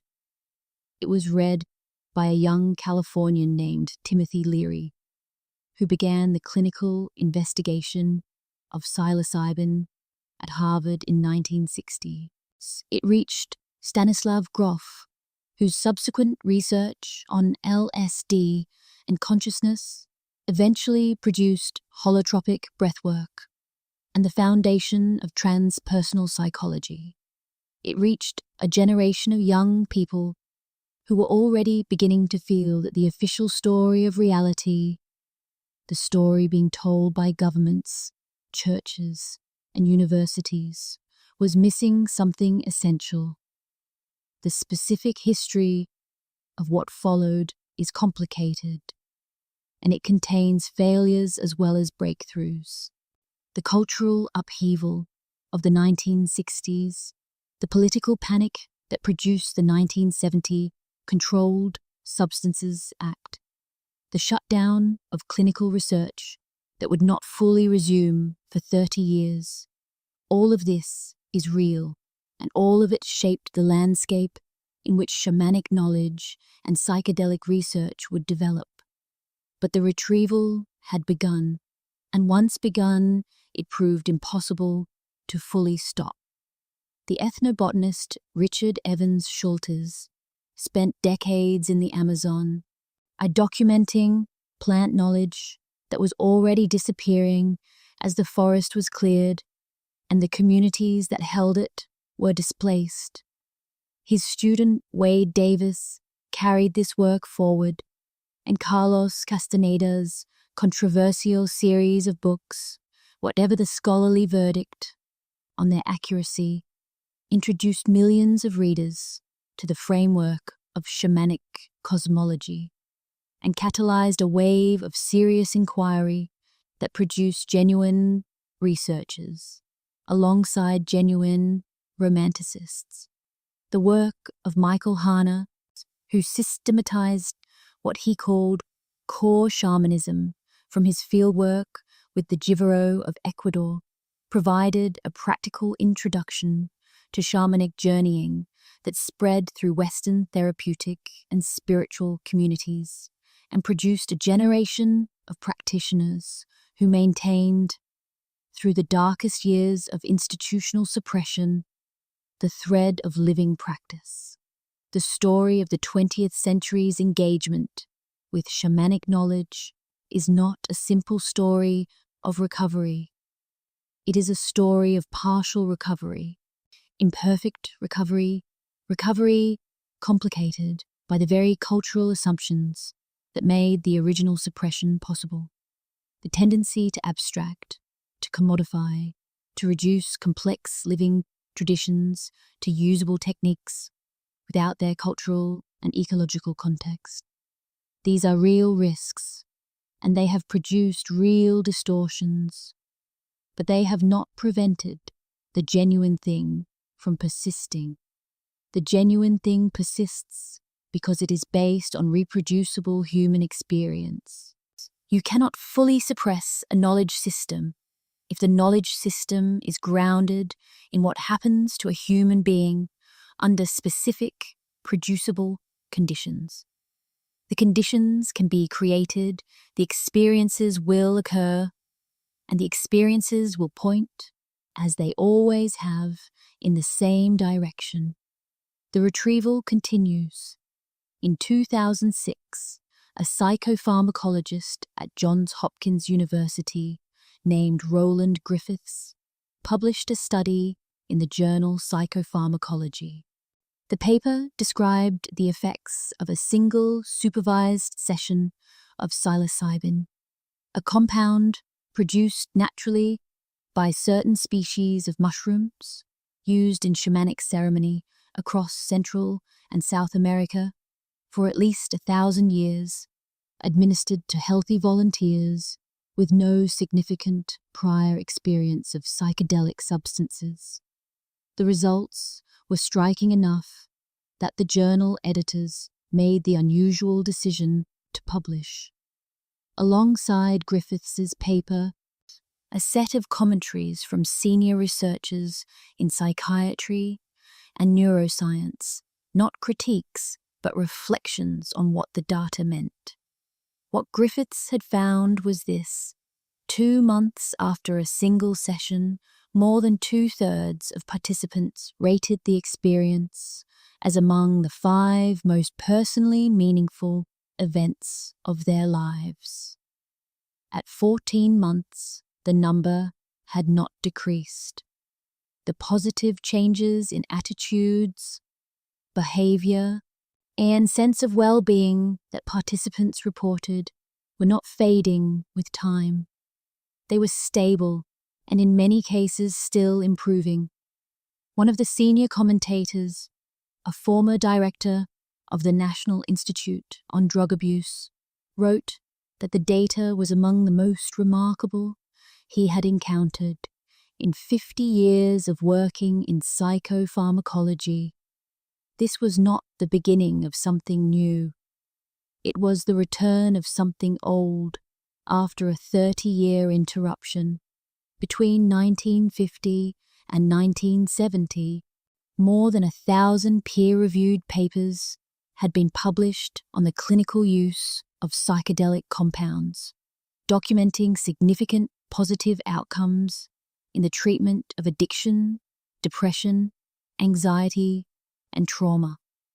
The research had been producing results that the pharmaceutical psychiatry of its era could not match. And then, in 1970, the United States passed the Controlled Substances Act, placing psilocybin, LSD, DMT, and mescaline in Schedule 1, the category reserved for substances with no accepted medical use and a high potential for abuse. The clinical research stopped overnight, not because the evidence had turned against it, because the political environment had made it impossible to continue. By the early 2000s, that environment was beginning to change. The Multidisciplinary Association for Psychedelic Studies, founded in 1986 by Rick Doblin, with the specific mission of returning psychedelic compounds to clinical research, had spent 2 decades navigating the regulatory framework and building the evidentiary foundation needed to restart the work. Griffiths' 2006 paper was one of the first fruits of that patient labor, and it landed in a scientific community that was, after 3 decades of pharmaceutical psychiatry's increasingly visible limitations, more ready to receive it than it might have been at any earlier moment. The convergence that followed was rapid by the standards of academic research. Studies at Imperial College London, NYU, Johns Hopkins, UCSF, and a growing network of international institutions began generating data on the use of psilocybin in treating depression, on MDMA's effectiveness in treating PTSD, on ibogaine remarkable profile in addiction medicine. In 2017, the FDA granted breakthrough therapy designation to MDMA-assisted therapy for PTSD, a designation that acknowledges preliminary clinical evidence suggesting that a treatment may offer a substantial improvement over available options. The therapy it was designating, in its essential structure, is almost indistinguishable from what the Bwiti tradition of Gabon has been doing for centuries. The same compound, the same ceremonial container of supportive presence and intentional preparation, the same outcome, a healing of trauma too deep for ordinary conversation to reach. What the clinical trial called breakthrough therapy, the tradition called the initiation. The name was different, the experience was the same. When Roland Griffiths and his team analysed the data from their psilocybin trials, they found something that did not fit neatly into any existing psychiatric framework. The variable that most reliably predicted a positive therapeutic outcome was not the dose. It was not the quality of the therapeutic relationship, though that mattered. It was not the participants' prior mental health history. The single strongest predictor of how much a person benefited was the degree to which they had experienced what the researchers, borrowing language from William James and Walter Stace, called a complete mystical experience, a state characterized by a sense of unity with everything, a felt encounter with something sacred, a dissolution of the ordinary self-sense into something larger, and a conviction that the experience was more real than anything in ordinary waking life. The more completely the person's sense of being a separate individual dissolved, the better they got. This is not a trivial finding. It is, in its implications, a profoundly challenging one. Christianity, it means that the mechanism of healing in the most effective psychiatric treatments currently under investigation is not chemical in the conventional sense, not the correction of a neurotransmitter imbalance, not the buffering of an overactive stress response. The mechanism is a specific kind of experience, and that experience, the dissolution of the self-concept and the felt encounter with a reality larger than personal identity, is precisely what the Shamans' technology was designed to produce. The death that heals, the ego death that the ayahuasca undergoes in ceremony, the dismemberment that the Siberian apprentice passes through in initiation, the dissolution of the Kaikian atelausis, all of them in the clinical vocabulary emerging from a Johns Hopkins laboratory in the 21st century, are instances of the same mechanism. The temporary suspension of the default mode network's self-maintenance function, allowing a reorganization of the psyche at a level deeper than ordinary cognitive therapy can reach. Carhart-Harris and Friston's rebus model provides a theoretical framework for understanding why this happens.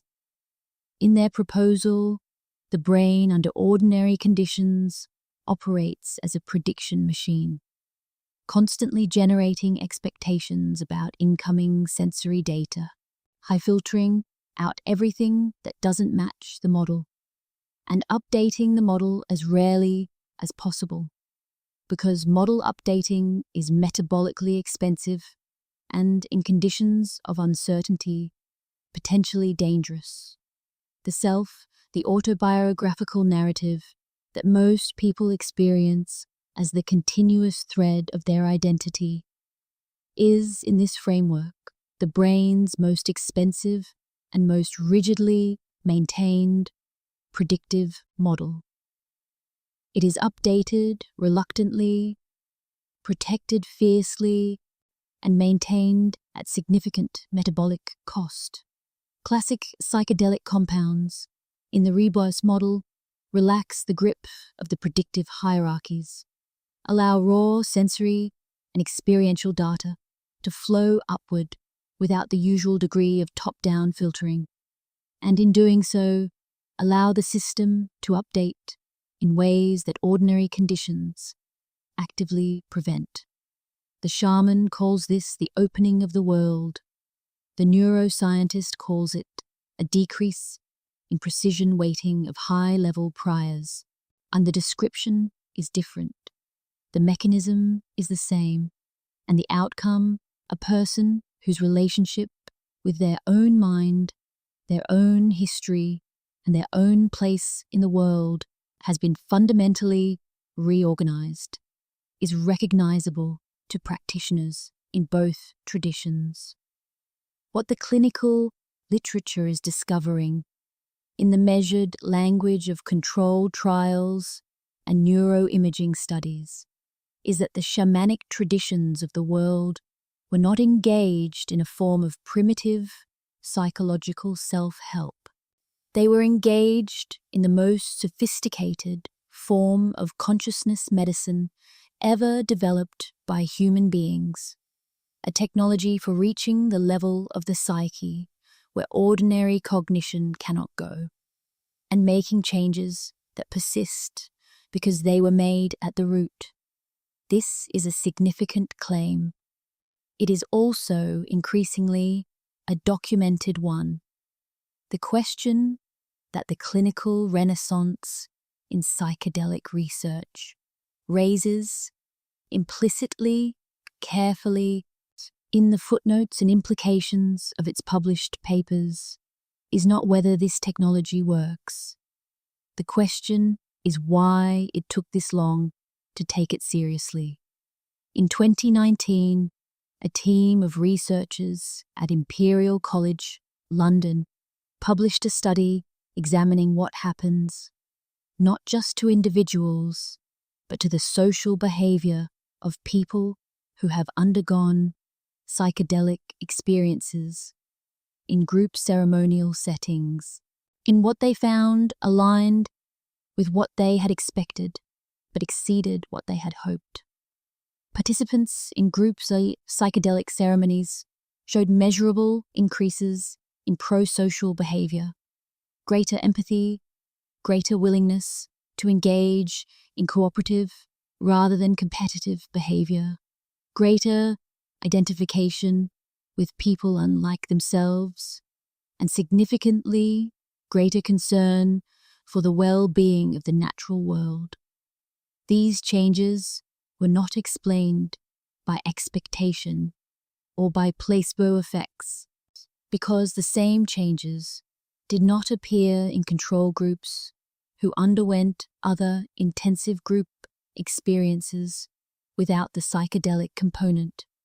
The substance, combined with the ceremonial container, produced something that the researchers described carefully in their published language as a shift in the boundary of self-definition, an expansion of the circle of who and what a person considered to be part of themselves. This is what the shaman understood, and what the individual therapeutic model, however effective, misses. The crisis that shamanic practice was designed to address was never only an individual crisis. When the community's relationship with the land deteriorated, when the social fabric frayed, when the stories that held people's understanding of who they were and where they belonged stopped making sense, the shaman was called not to treat a single patient, but to treat the world. The Andean concept of the Pachacuti, a ceremony of cosmic realignment performed at moments of collective disturbance, was not a metaphor for social reform. It was a specific technical intervention conducted by trained specialists, intended to recalibrate the relationship between human consciousness and the larger living systems within which human life was embedded. Thomas Hubel, a contemporary researcher working at the intersection of trauma studies and contemplative practice, has spent 20 years documenting what he calls collective trauma, the way that unprocessed historical and ancestral suffering propagates through generations, shaping the behavior, perception, and relational capacity of people who are not directly present for the original events, but who carry their weight in the body, in the nervous system, in the automatic patterns of response that govern how a person moves through the world. His work represents a formal academic engagement with something that shamanic traditions have always known, that the individual and the collective are not separable systems. What happens to the group lives in the bodies of its members. What lives in the bodies of its members shapes the behavior of the group. To heal one, you must address the other. The mental health crisis of the contemporary world, the epidemic of depression, the acceleration of anxiety disorders, and the documented increase in loneliness and meaninglessness across the wealthiest societies on Earth is not a collection of individual pathologies that happen to be occurring simultaneously. It is a collective condition generated by a set of shared conditions: disconnection from the natural world, disruption of intergenerational knowledge, transmission, the dissolution of meaningful community structure, and the absence of any shared story that places the individual human life in a cosmos that cares about it.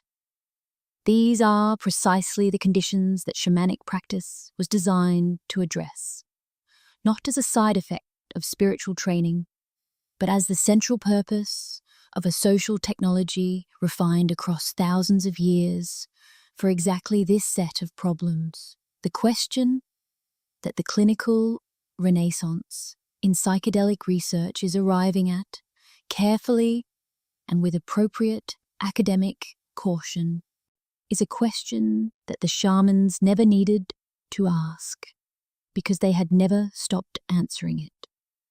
What does a human being need in order to be whole? The answer, across traditions and centuries and neuroscience journals, keeps coming back to the same set of coordinates: a sense of belonging to something larger, a felt connection to the living world, and the specific, producible experience of knowing, not believing, but knowing that you are not alone. The word animism was coined in the 19th century by the anthropologist Edward Tylor, who intended it as a description of the earliest and most primitive stage of religious development, the mistaken belief held by people not yet advanced enough to know better that the world around them was alive and inhabited by spirits. For over 100 years, this definition stuck. Animism was what you believed before you knew enough to believe something else. And it was what children believed before they grew up. It was what peoples believed before they were civilized. The condescension embedded in this framing was not subtle, and it was not unintentional. To define a worldview as childlike and primitive is to make the argument for its replacement without having to actually engage with its content. Contemporary anthropologist Graham Harvey has proposed a different definition, one that engages with the content. Animism, in Harvey's account, is a relational ontology, a way of being in the world organized around the recognition that the world contains other than human persons who are worthy of relationship, communication, and respect. Not supernatural beings, not spirits in the Christian sense, not divine entities requiring worship, but persons, beings with their own purposes, their own communications, their own forms of awareness, who share the world with human beings and with whom human beings can, under the right conditions, enter into meaningful relationship. This is not a metaphysical claim requiring faith. It is, Harvey argues, an empirical description of a way of engaging with the world that has been maintained by the most ecologically successful cultures in human history, cultures that manage to live in intimate relationship with complex ecosystems for thousands of years without degrading them. The Amazonian communities that have been the primary focus of ethnobotanical research maintain detailed, precise knowledge of approximately 94% of the plant species in their territories, their medicinal applications, their ecological relationships, their seasonal behavior, and their uses in ceremony and daily life. Contemporary botanists working in the same territories, equipped with field guides and laboratory analysis, and the accumulated literature of academic botany, can typically identify and characterize approximately 40% of the same species. The discrepancy is not explained by intelligence. It is explained by relationship. The Amazonian knowledge is not extracted from the forest through analysis. It is accumulated through residence, through generations of attentive, reciprocal engagement with a living system that responds to being engaged with attentively and reciprocally. Inuit hunters in the Arctic have maintained multi-generational observational records of sea ice behavior, animal migration patterns, and weather system dynamics that represent datasets of extraordinary depth and precision. Climate scientists working in the Arctic have discovered in the last 2 decades that incorporating Inuit traditional ecological knowledge into their models improves the accuracy of those models in ways that satellite data alone cannot achieve. The traditional knowledge is not less precise than scientific measurement. In some domains, particularly those involving long time series and complex behavioral patterns, it is more precise because it extends further back in time and encompasses a richer texture of observational detail than any instrument-based record. The worldview that generated this knowledge is the one that treated the world as alive and responsive. The worldview that generated the ecological crisis is the one that treated the world as inert and available. The correlation is not hidden, and the shaman's ecology was not a spiritual overlay on an otherwise ordinary relationship with the natural world.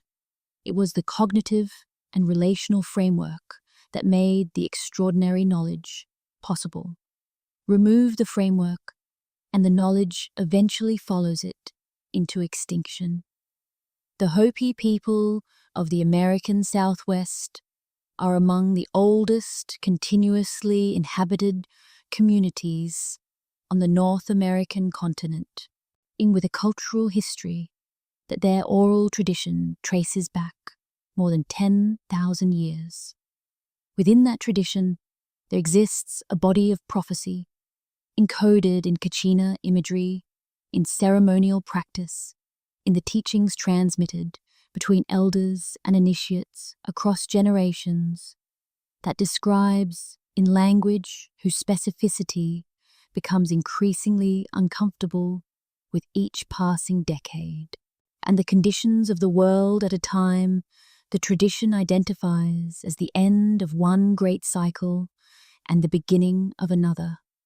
The Hopi prophecies describe a time when rivers will run black, oil spills in the ocean, a time when roads will crisscross the earth like a cobweb, the global highway and railway network, a time when iron birds fly through the sky and iron fish swim beneath the sea, aircraft and submarines, a time when young people dress and behave like old people, and old people dress and behave like young people.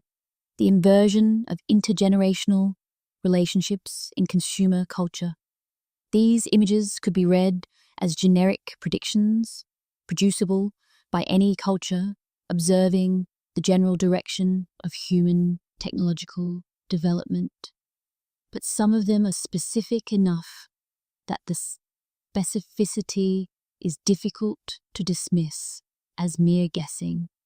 The Hopi concept of koyaniskatsi, a Hopi word meaning life out of balance, describes not just a social condition, but a cosmological one, a state in which human behavior has fallen out of alignment with the rhythms and principles of the living earth, producing a cascade of consequences across all systems simultaneously. The word was adopted as the title of a 1982 documentary film that presented without commentary a visual portrait of industrial civilization. The Hopi who saw the film said it showed exactly what the prophecy described. This is not a supernatural claim. It is a cultural observation encoded in a traditional framework that measured the health of civilization not by its technological output, but by the quality of its relationship with the living world. The Cuero people of the high Andes, widely regarded as the most direct living descendants of the Inca civilization, carry a prophecy centered on the concept of the Pachacuti, which translates roughly as a turning of the world, a time of upheaval and transformation that precedes a new order. Their specific version of this prophecy, transmitted by elders to students of both Indigenous and Western backgrounds since the 1980s, describes a coming time when the condor, representing the wisdom of the South, the way of the heart, the Indigenous traditions, and the eagle, representing the North, the way of the mind, and the technological civilization, would be required to fly together in the same sky, not one dominating the other, both necessary. The condor alone cannot navigate the modern world. The eagle alone is heading somewhere that cannot be lived in. What is needed is both in genuine relationship. This framing is not prediction in the sense of a newspaper forecast. It is something more durable, a description of the structural problem facing civilization, generated by a culture that had been observing civilizational dynamics for long enough to recognize the pattern, and encoded in a form designed to survive until the people who needed to hear it were ready to receive it. Whether or not you believe the Kero had access to information beyond ordinary observation, the diagnosis is one that a growing number of the most serious thinkers in ecology, psychology, and philosophy are arriving at independently. The problem is not technical. The solution is not technical. The crisis is a crisis of relationship, and the path through it runs through a transformation of consciousness. The shamans described this path in detail. They left directions. In the Quechua-speaking communities of the Andes, there is a principle so central to the way life is organized that it functions less like a belief and more like a law of physics. The word is Aini, and it translates as sacred reciprocity. The understanding that every exchange in the living world has two directions, that every taking implies a giving, that the health of any system depends on the circulation of its energy rather than its accumulation at any single point. Aini is not generosity in the sentimental sense. It is not charity or altruism or spiritual virtue. It is a description of how living systems work, a principle that every ecologist who has spent time studying nutrient cycles, predator-prey dynamics, and ecosystem resilience would recognize immediately as not just morally appealing, but empirically accurate. Systems that circulate, thrive. Systems that accumulate, collapse. The application of Aini to the relationship between human civilization and the living earth is not a poetic extension of a spiritual principle. So it is a straightforward description of the ecological crisis we are currently in. The industrial civilization of the last 2 centuries has been the most successful accumulation engine in the history of life on the planet, accumulating energy, materials, biological diversity, and atmospheric capacity at rates that have no precedent in the 4.5 billion year record of Earth's history. What it hasn't done is give back. The consequence, in the most precise ecological terms available, is the cascade of systemic failures that characterize the current century: climate disruption, mass extinction, soil depletion, ocean acidification, and the psychological and social deterioration of a species that has cut its root system in the process of converting it to fuel. Robin Wall Kimmerer, whose work as a botanist and an indigenous knowledge holder represents one of the most important bridges between these two streams of inquiry, has described what she calls a grammar of animacy, the way that indigenous languages, by treating plants, animals, rivers, and mountains as living subjects, rather than inert objects, encode a fundamentally different relationship with the living world into the structure of everyday thought. In English, we say it is raining. In Potawatomi, the language of Kimera's ancestral tradition, the equivalent construction uses a living animate verb form. The rain is not an it, the rain is a who. And this is not poetic license.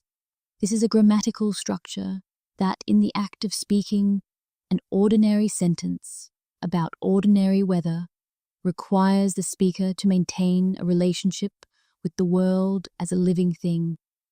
What would it mean to take this seriously at a civilizational scale? Not to adopt indigenous languages and not to return to pre-industrial subsistence. These are not the choices on offer. The choice on offer is more fundamental. Whether the civilization of the 21st century will reorganize its relationship with the living earth around something like Aini, around the principle of reciprocal exchange, of circulation rather than accumulation, of participation in a living system rather than management of a resource, or whether it will continue with the extraction model until the model is no longer viable. The shamans did not have a prescription for this choice. Say they had a description of the world that made the right choice obvious. A world that is alive, that is aware, that responds to being treated with respect or disrespect, and that has, across 4.5 billion years of operation, a significantly better track record of sustaining complex life than any civilization yet produced by the species that is currently and not entirely successfully running the experiment. There is a pattern that runs through every shamanic tradition that has ever been studied on every continent, in every era. It is not a pattern of triumph. It is not a pattern of the gifted and the chosen rising easily into their power. It is a pattern of collapse, of breaking, of the complete undoing of the person who will eventually become the healer. Before the shaman could serve the community, something had to happen to them that they could not have planned, could not have avoided, and could not have survived as the person they were before it began. Every tradition names this differently. The Siberian Tungus called it the shamanic illness. The South American traditions speak of being swallowed and remade. The Inuit describe being stripped to the bone, literally in their visionary accounts, seeing their own skeleton, every piece of flesh dissolved, every layer of identity removed, until only the most essential structure remains. What these traditions understood, share with a precision that modern psychology has spent the better part of a century independently rediscovering, is that certain kinds of knowing cannot be reached from inside a comfortable, intact, defended self. The armor that protects us in ordinary life is the same armor that prevents us from descending to the depths where the real knowledge lives. Something has to remove it.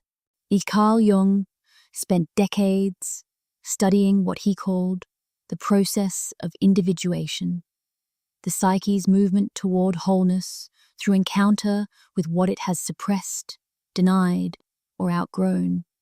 He described it consistently in terms that any shamanic practitioner would immediately recognize: the descent into the unconscious, the encounter with the shadow, the dissolution of the ego-identified self, and the eventual emergence of what he called the self with a capital S, a larger organizing intelligence that the ordinary personality had been obscuring.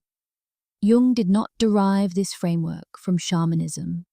He derived it from his own psychological breakdown in his mid-30s, which he later called his confrontation with the unconscious. He derived it from the consistent patterns he observed in the dreams and crises of his patients over decades. But when he eventually encountered accounts of shamanic initiation, the structural parallel was impossible to miss. He was describing the same process in different language. More recently, trauma researchers Bessel, van der Kolk, and Peter Levine have mapped in neurobiological detail what the body does when it carries unresolved experience. The traumatic event, they found, does not disappear. It goes underground, it lives in the nervous system, in the patterns of muscular holding, in the reflexive activation of threat responses that no longer match the current situation. The path to healing, in their framework, requires descent, not away from the stored experience, but into it. The body must be allowed to complete what was interrupted. The wound must be entered before it can be released. This is precisely what shamanic initiation accomplished, not despite its brutality, but through it. The tradition was not indifferent to the candidate's suffering. It understood, with clinical accuracy developed across generations of observation, that the suffering was the door, that the breakdown of the previous self was not a problem to be solved before the training could begin. It was the training. The shaman emerged from their initiatory crisis, not in spite of having been destroyed, but because of it. They had been to the bottom. They knew what lived there, and that knowledge, that direct, unmediated, embodied knowledge of what it feels like to be undone and to survive it, was the source of their capacity to accompany others through their own descents. This is why every tradition insists that the shaman cannot be made from ambition or intelligence or talent alone. They can only be made by having lost something they could not afford to lose, and having found in the losing that they were larger than what they lost. And most people who encounter shamanic traditions for the first time experience something they don't quite have words for, a recognition that arrives before the explanation does, a sense, quiet but persistent, that something being described is familiar, not as information previously learned and since forgotten, but as something known from the inside, as if the tradition is not introducing a new concept, but pointing at a capacity that was already there, waiting to be named. This recognition is not coincidence and not projection. It is evidence of something important, the capacity that shamanic traditions were built to cultivate, the ability to move awareness through different registers of experience, to access knowledge that ordinary, rational consciousness does not generate, to navigate the inner landscape with the same orientation that a traveler brings to an external one, is not a rare gift distributed to exceptional individuals. It is a fundamental feature of human consciousness that modern civilization has spent several centuries systematically training people to distrust. The evidence for this begins in the laboratory. Researchers studying ordinary people with no background in shamanism or meditation who are given basic instruction in shamanic journeying, specifically the use of rhythmic drumming and a simple intentional framework, find that a significant majority can access what they describe as visionary experience within a single session. The experiences are not uniform, but they follow recognizable patterns. People report internal landscapes. They report encounters with figures or presences that offer what feels like knowledge or guidance. They report a quality of experience that feels, in their own words, more real than the imagination they use in ordinary daydreaming, more vivid, more autonomous, more instructive. This suggests that the barrier between ordinary consciousness and shamanic consciousness is not a wall requiring years of specialized training to breach. It is a habit, a trained orientation toward experience that privileges one mode of knowing, the rational, analytical, sequential, and has been carefully taught to discount all others. For the shamanic traditions were not creating a special capacity in their practitioners. They were removing an obstruction to a capacity that was always present. Look at the parallel technologies that modern culture has independently developed to access this same register of experience. Meditation, in its contemplative forms, is a systematic practice of quieting the default mode network, the same brain system that shamanic states suppress, to allow a more expanded and less self-referential awareness to become accessible. Somatic therapies, the practices developed by Peter Levine, Pat Ogden, and others, are methods for navigating the body's inner landscape to access knowledge held below the level of verbal thought. Jungian analysis uses active imagination, dream interpretation, and symbolic amplification to engage the same depth of psyche that shamanic journeying reaches through external ceremonial means. Psychedelic-assisted therapy, now moving through clinical trials with results that are reshaping psychiatric practice, is producing the specific constellation of experiences: ego dissolution, expanded self-awareness, contact with a larger intelligence, radical shifts in perspective, that shamanic practitioners have been deliberately producing for 10,000 years. None of these modern practices were designed as shamanic substitutes. Most of their developers arrived at their methods through entirely independent lines of inquiry.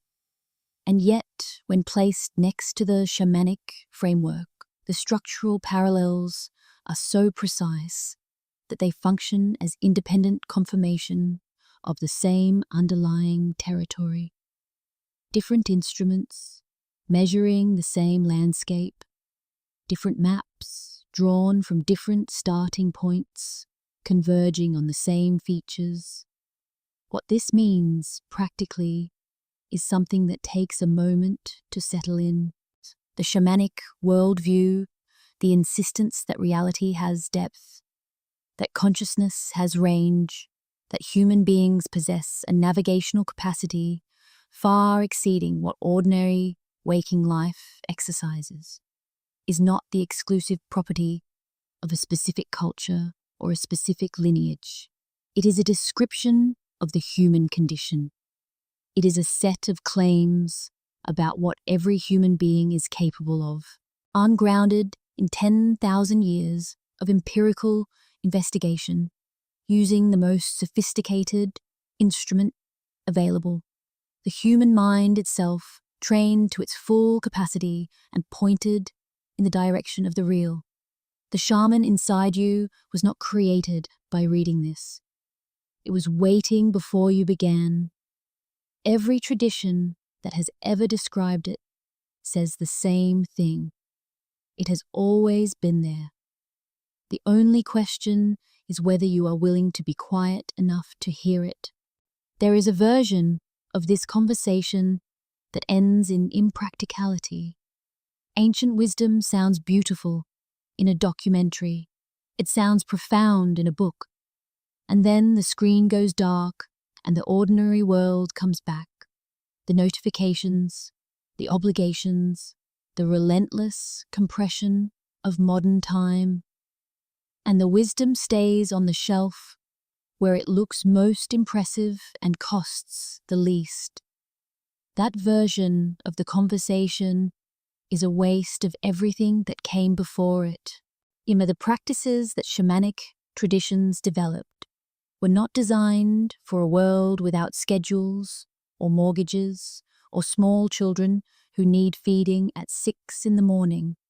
They were designed for human beings, people whose attention is constantly claimed, whose bodies carry tension, whose inner lives are chronically underserved by the culture they move through. The specific form those practices took was shaped by context. The underlying technology is not context-dependent, and versions of it are operating right now in modern settings, producing documented and measurable results. Rhythmic movement and music are perhaps the most universally accessible entry point. The neurological research is consistent. Sustained, rhythmic sound and movement shift the brain towards states of reduced self-referential activity and increased sensory openness. Ecstatic dance practices, curtain drumming circles, these are not diluted imitations of shamanic ceremony. They are the same core technology in a different container. The brain does not require a Siberian forest to enter a theta state. It requires the right frequency, sustained long enough in a context that permits surrender. Nature immersion, studied extensively under the Japanese framework of Shinrin-yoku, and confirmed by clinical trials measuring cortisol levels, immune function, and psychological well-being, is another direct inheritance of the shamanic relationship with the living world. Spending extended time, not walking briskly through a park, but genuinely inhabiting natural spaces with awareness open and agenda suspended, produces measurable physiological and psychological shifts. The shamanic tradition did not value the natural world for sentimental reasons. It valued the natural world because sustained contact with it produces a specific, recognizable state of expanded awareness. The research confirms this. The prescription has been available for 10,000 years. And breathwork in its modern clinical forms, holotropic breathwork developed by Stanislav Grof, the Wim Hof method, somatic breathwork as practiced in trauma therapy, traces a direct lineage to the controlled breathing techniques of shamanic practice. Grof developed holotropic breathwork after the scheduling, one of controlled psychedelics, became legally impossible in the 1970s, specifically to produce the expanded states of consciousness that the clinical research had been documenting. And what he discovered was that breath alone, directed with precision, sustained over time in the right relational container, could produce states as deep and as therapeutically significant as the substances he had been studying. Shamanic traditions had been using this discovery for millennia. Grof simply put it in a clinical manual, a dreamwork, an active imagination, engaging the images and figures of the inner life with the same quality of attention and respect that the shaman brought to their encounters with the spirit world, is a practice available to anyone who is willing to keep a notebook beside the bed and to take seriously, at least provisionally, that the part of the mind that generates dreams is not merely producing neurological static, but speaking a language that repays careful listening.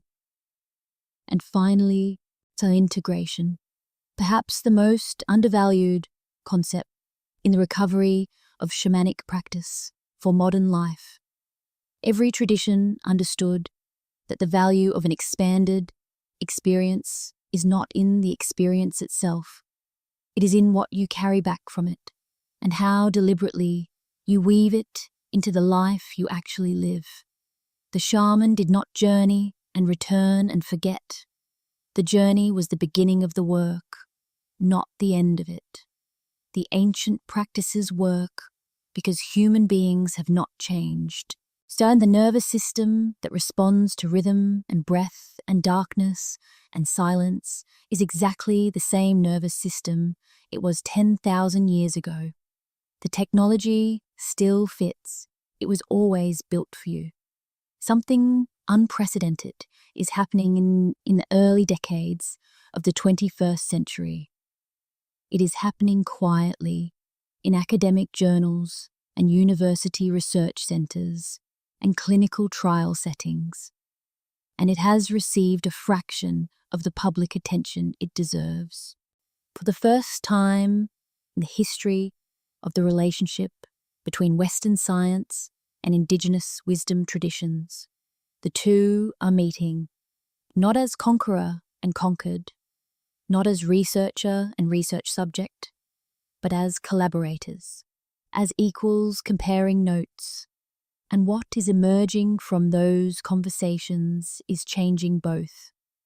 The Shipibo people of the Peruvian Amazon have maintained an unbroken lineage of ayahuasca healing practice for centuries.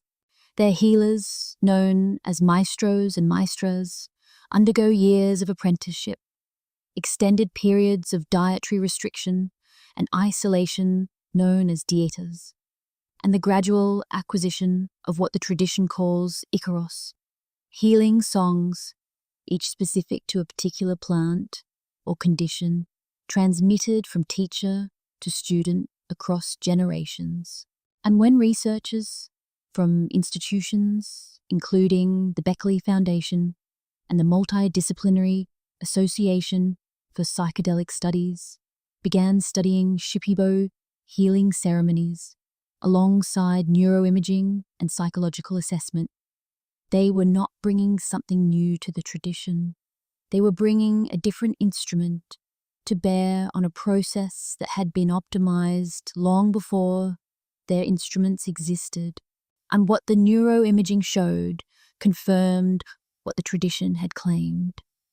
Participants in properly conducted ayahuasca ceremonies showed the same pattern of default mode, network suppression, the same increase in neural connectivity across ordinarily segregated brain regions, the same markers associated with therapeutic outcomes in clinical psilocybin trials. The ceremony was not achieving its effects through placebo or suggestion. It was achieving them through a precise, pharmacologically and experientially sophisticated process that the Shipibo tradition had understood in functional terms for centuries, without requiring the vocabulary of neuroscience to describe it. Across the Atlantic, in Burkina Faso, West Africa, Malidoma Patrice Sommet was navigating the intersection of these worlds from a different direction. An initiated elder of the Dagara tradition, Sommet also holds multiple graduate degrees from European universities. A man who had sat at the feet of an elder in an African village and at the feet of professors in Paris, and who found that each tradition, examined honestly, was incomplete without the other. His work, particularly his writing on grief and community ritual, introduced Western therapeutic culture to practices for the collective processing of loss that had no equivalent in clinical psychology, and that produced outcomes that clinical psychology had been unable to achieve.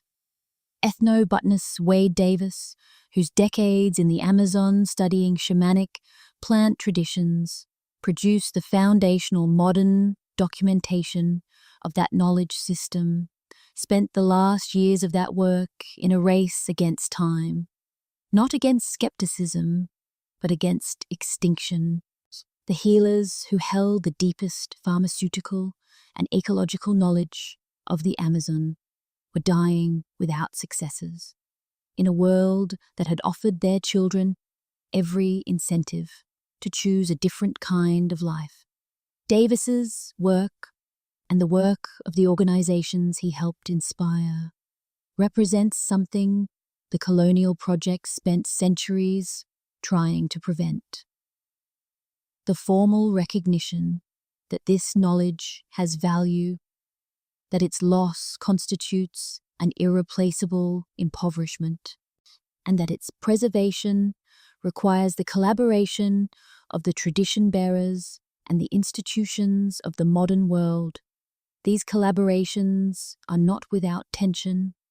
The risk of appropriation, the extraction of indigenous knowledge for Western benefit without reciprocity or attribution is real and ongoing.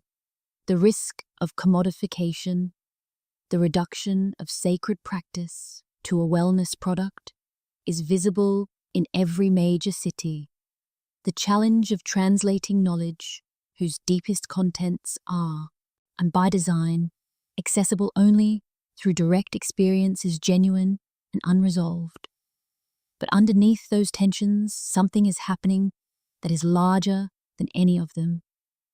Two streams of human inquiry, each vast, each ancient in its own way, each carrying knowledge the other lacks, are finally, tentatively, beginning to flow in the same direction. What they will produce together, neither tradition could have produced alone. That possibility, however uncertain its shape, is one of the most interesting things happening in the world right now. The world that modern civilization has built is, by almost any measurable standard, the most technologically powerful world in human history. It has extended average human life expectancy by several decades within a single century. It has reduced deaths from infectious disease, from famine, from the kind of violence that once made life genuinely short and dangerous for the majority of human beings alive at any given moment. These are real achievements, and nothing that follows should be mistaken for a dismissal of them. But there is another set of measurements. The World Health Organization projects that by 2030, depression will represent the single largest burden of disease on the planet. Larger than heart disease, larger than cancer, larger than any infectious illness. Anxiety disorders already affect more than 280 million people worldwide. Rates of what researchers call deaths of despair, deaths by suicide, overdose, and alcohol-related illness have risen in the developed world with a consistency that suggests not a medical problem, but a civilizational one. Loneliness, now classified by several health authorities as a public health crisis, has been shown to carry mortality risk equivalent to smoking 15 cigarettes a day. At the same time, the ecological systems that human civilization depends on are contracting with a speed that most of the institutions designed to address it have been unable to match. The relationship between the dominant global civilization and the living world has been, for several centuries, a relationship of extraction without reciprocity, taking without giving, consuming without recognizing the cost, treating the living systems of the earth as a warehouse rather than a home. These two crises, the inner and the outer, are not separate. Every shamanic tradition in the world understands them as expressions of the same underlying condition, a civilization that has lost its relationship with the real, with the living world that sustains it, with the depth of consciousness that could orient it, with the practices that reconnect the human animal, who is not, in the end, very different from the human animal who stood at the edge of a fire 10,000 years ago, to the larger rhythms it evolved within. The shamanic prescription for this condition is not a retreat to the past. It is not the abandonment of technology or the dismantling of the institutions that have reduced suffering in measurable ways. It is something more precise and more demanding, the recovery of a relationship with the body, and which modern culture treats primarily as a vehicle for the transport of the mind to the next meeting, with the natural world, whose intelligence and aliveness the dominant culture has learned to regard as sentiment, with the depth of consciousness, the vast, poorly mapped interior of human experience that rationalist civilization has systematically devalued since the Enlightenment drew a hard line between the measurable and the real.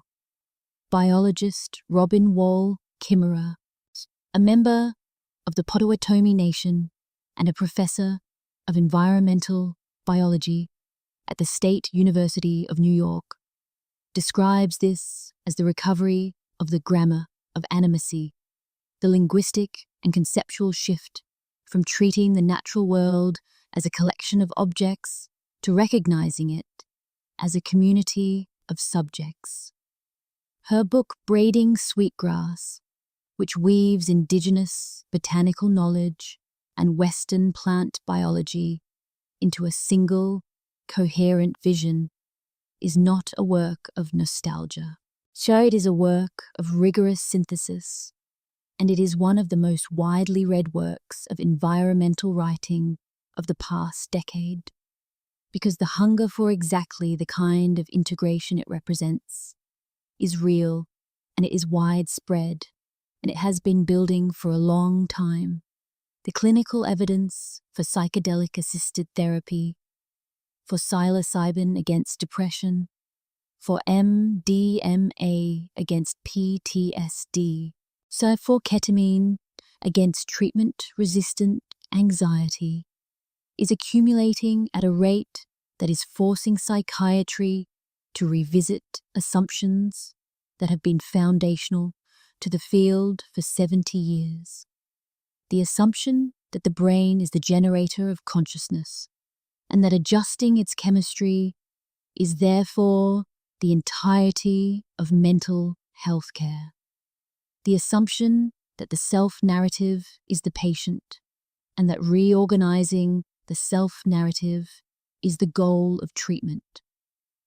Both assumptions are being challenged in peer-reviewed publications by data produced in clinical trials, data that consistently points toward the same conclusion, that shamanic healing traditions arrived at 10 millennia ago, that the deepest healing happens when the ordinary self relaxes its grip entirely and something larger takes over for a while. Civilization does not need the shaman as a historical curiosity. It needs what the shaman knew, encoded in forms that the present world can receive, delivered through channels that the present world can trust. That translation is already underway. It is one of the most consequential projects happening in medicine, in philosophy, in ecology, in the quiet, private lives of millions of people around the world who have run out of answers in the places they were told to look and who have started looking somewhere older. There is a story that this documentary could have told, a clean, tragic story about knowledge destroyed, about wisdom lost, shed about the light of ancient understanding extinguished by centuries of deliberate suppression. That story is not false. The destruction was real. The losses were real. The communities that were broken apart, and the lineages that were severed, and the knowledge that went underground or simply disappeared. All of it happened, and the grief of it is appropriate and warranted. But that is not the only story, and in the end, it is not the most important one. The transmission never stopped. Through every persecution, through every burning and banning and cultural erasure, through the centuries when practicing the old knowledge meant imprisonment or death, it continued. Hidden inside ceremony, dressed in the clothing of acceptable religion, carried in the bodies of women who kept the plant, knowledge alive in the guise of folk healing, preserved in the stories told to children at night, in the songs sung at harvest, in the games played at festivals whose original meanings had been deliberately obscured. The knowledge went underground, and it waited with the patience of something that knows it is older than any empire and will outlast any prohibition. In the highlands of Peru, under Cuero people, regarded by Andean tradition as the direct descendants of the Inca, who retreated into the mountains when the Spanish arrived, maintained their ceremonial practices in almost complete isolation for 400 years. When anthropologists first made contact with them, in the 1950s, they found a living tradition intact. The despecho ceremonies, the work with the coca leaf as a sacred instrument of diagnosis and communication, and the lineage of Pacos, Andean shamanic practitioners that had continued unbroken through every century of colonial pressure. The Cuero did not preserve their tradition because it was convenient. They preserved it because they understood that it was not theirs to lose. It belonged to the future as much as to the past.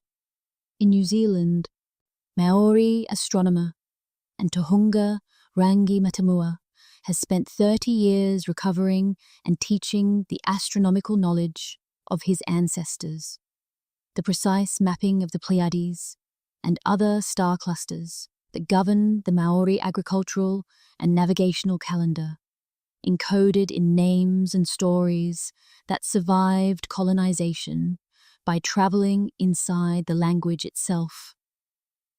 He now teaches it in universities and schools and in open public forums, by arguing with patient clarity that this knowledge is not a cultural artifact to be preserved in a museum. It is a living, functional, applicable system for understanding the relationship between human life and cosmic cycle, as relevant now as it was 300 years ago, because the stars have not changed, and the seasons have not changed, and the human need for orientation within a larger pattern has not changed. In the forests of the Amazon, Shipibo artist and healer Pablo Amaringo spent his adult life creating detailed visual records of the visionary landscapes he encountered in ceremony, paintings of extraordinary complexity and beauty that were not decorative art, but maps of experienced reality, attempts to give visual form to what language cannot hold. His work has been exhibited worldwide and has introduced millions of people to a cosmological imagination that no other tradition on earth has developed quite as fully. It will never appear in a documentary. I will never appear in a documentary are the living evidence that the thread was never cut. It was stretched, sometimes nearly to the breaking point. It was driven underground, sometimes for generations. But it was never severed. It arrives in the present day intact, still carrying what was entrusted to it 10,000 years ago, still available to anyone who comes to it with the right quality of attention. And that is the most important thing this story has to say. Not that the wisdom was lost and must be reconstructed from fragments. Not that we are mourning something irretrievable, but that it is here, still being practiced, still being transmitted, still being lived in communities around the world that have kept their covenant with the knowledge they were given. The question that remains is not whether the tradition survived. It is whether the rest of the world is finally ready to listen. And so the story arrives where all honest stories eventually arrive.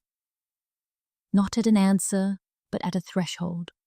10,000 years of human beings sitting in darkness, listening for something that ordinary daylight makes too much noise to hear, and 10,000 years of people willing to cross the boundary of the familiar self, to descend past the comfortable story they told about who they were, to bring back for the community, for the future, for anyone who would eventually come asking, whatever the depth had to offer.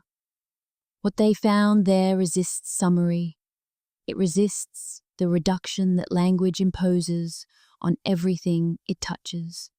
What they found, what they spent millennia finding and protecting and finding again, was something about the nature of this place, about the aliveness of it, about the way consciousness is not a passenger in a mechanical universe, but something closer to the ground the universe runs on. Modern science is now arriving by a very different road, at the edge of the same territory. The maps are different, the language is different, the instruments are unrecognizable to each other, but the territory, quiet, ancient, immeasurably patient, is the same. It was always the same. It is waiting now, in the silence just past the last word of this sentence, exactly where it has always been.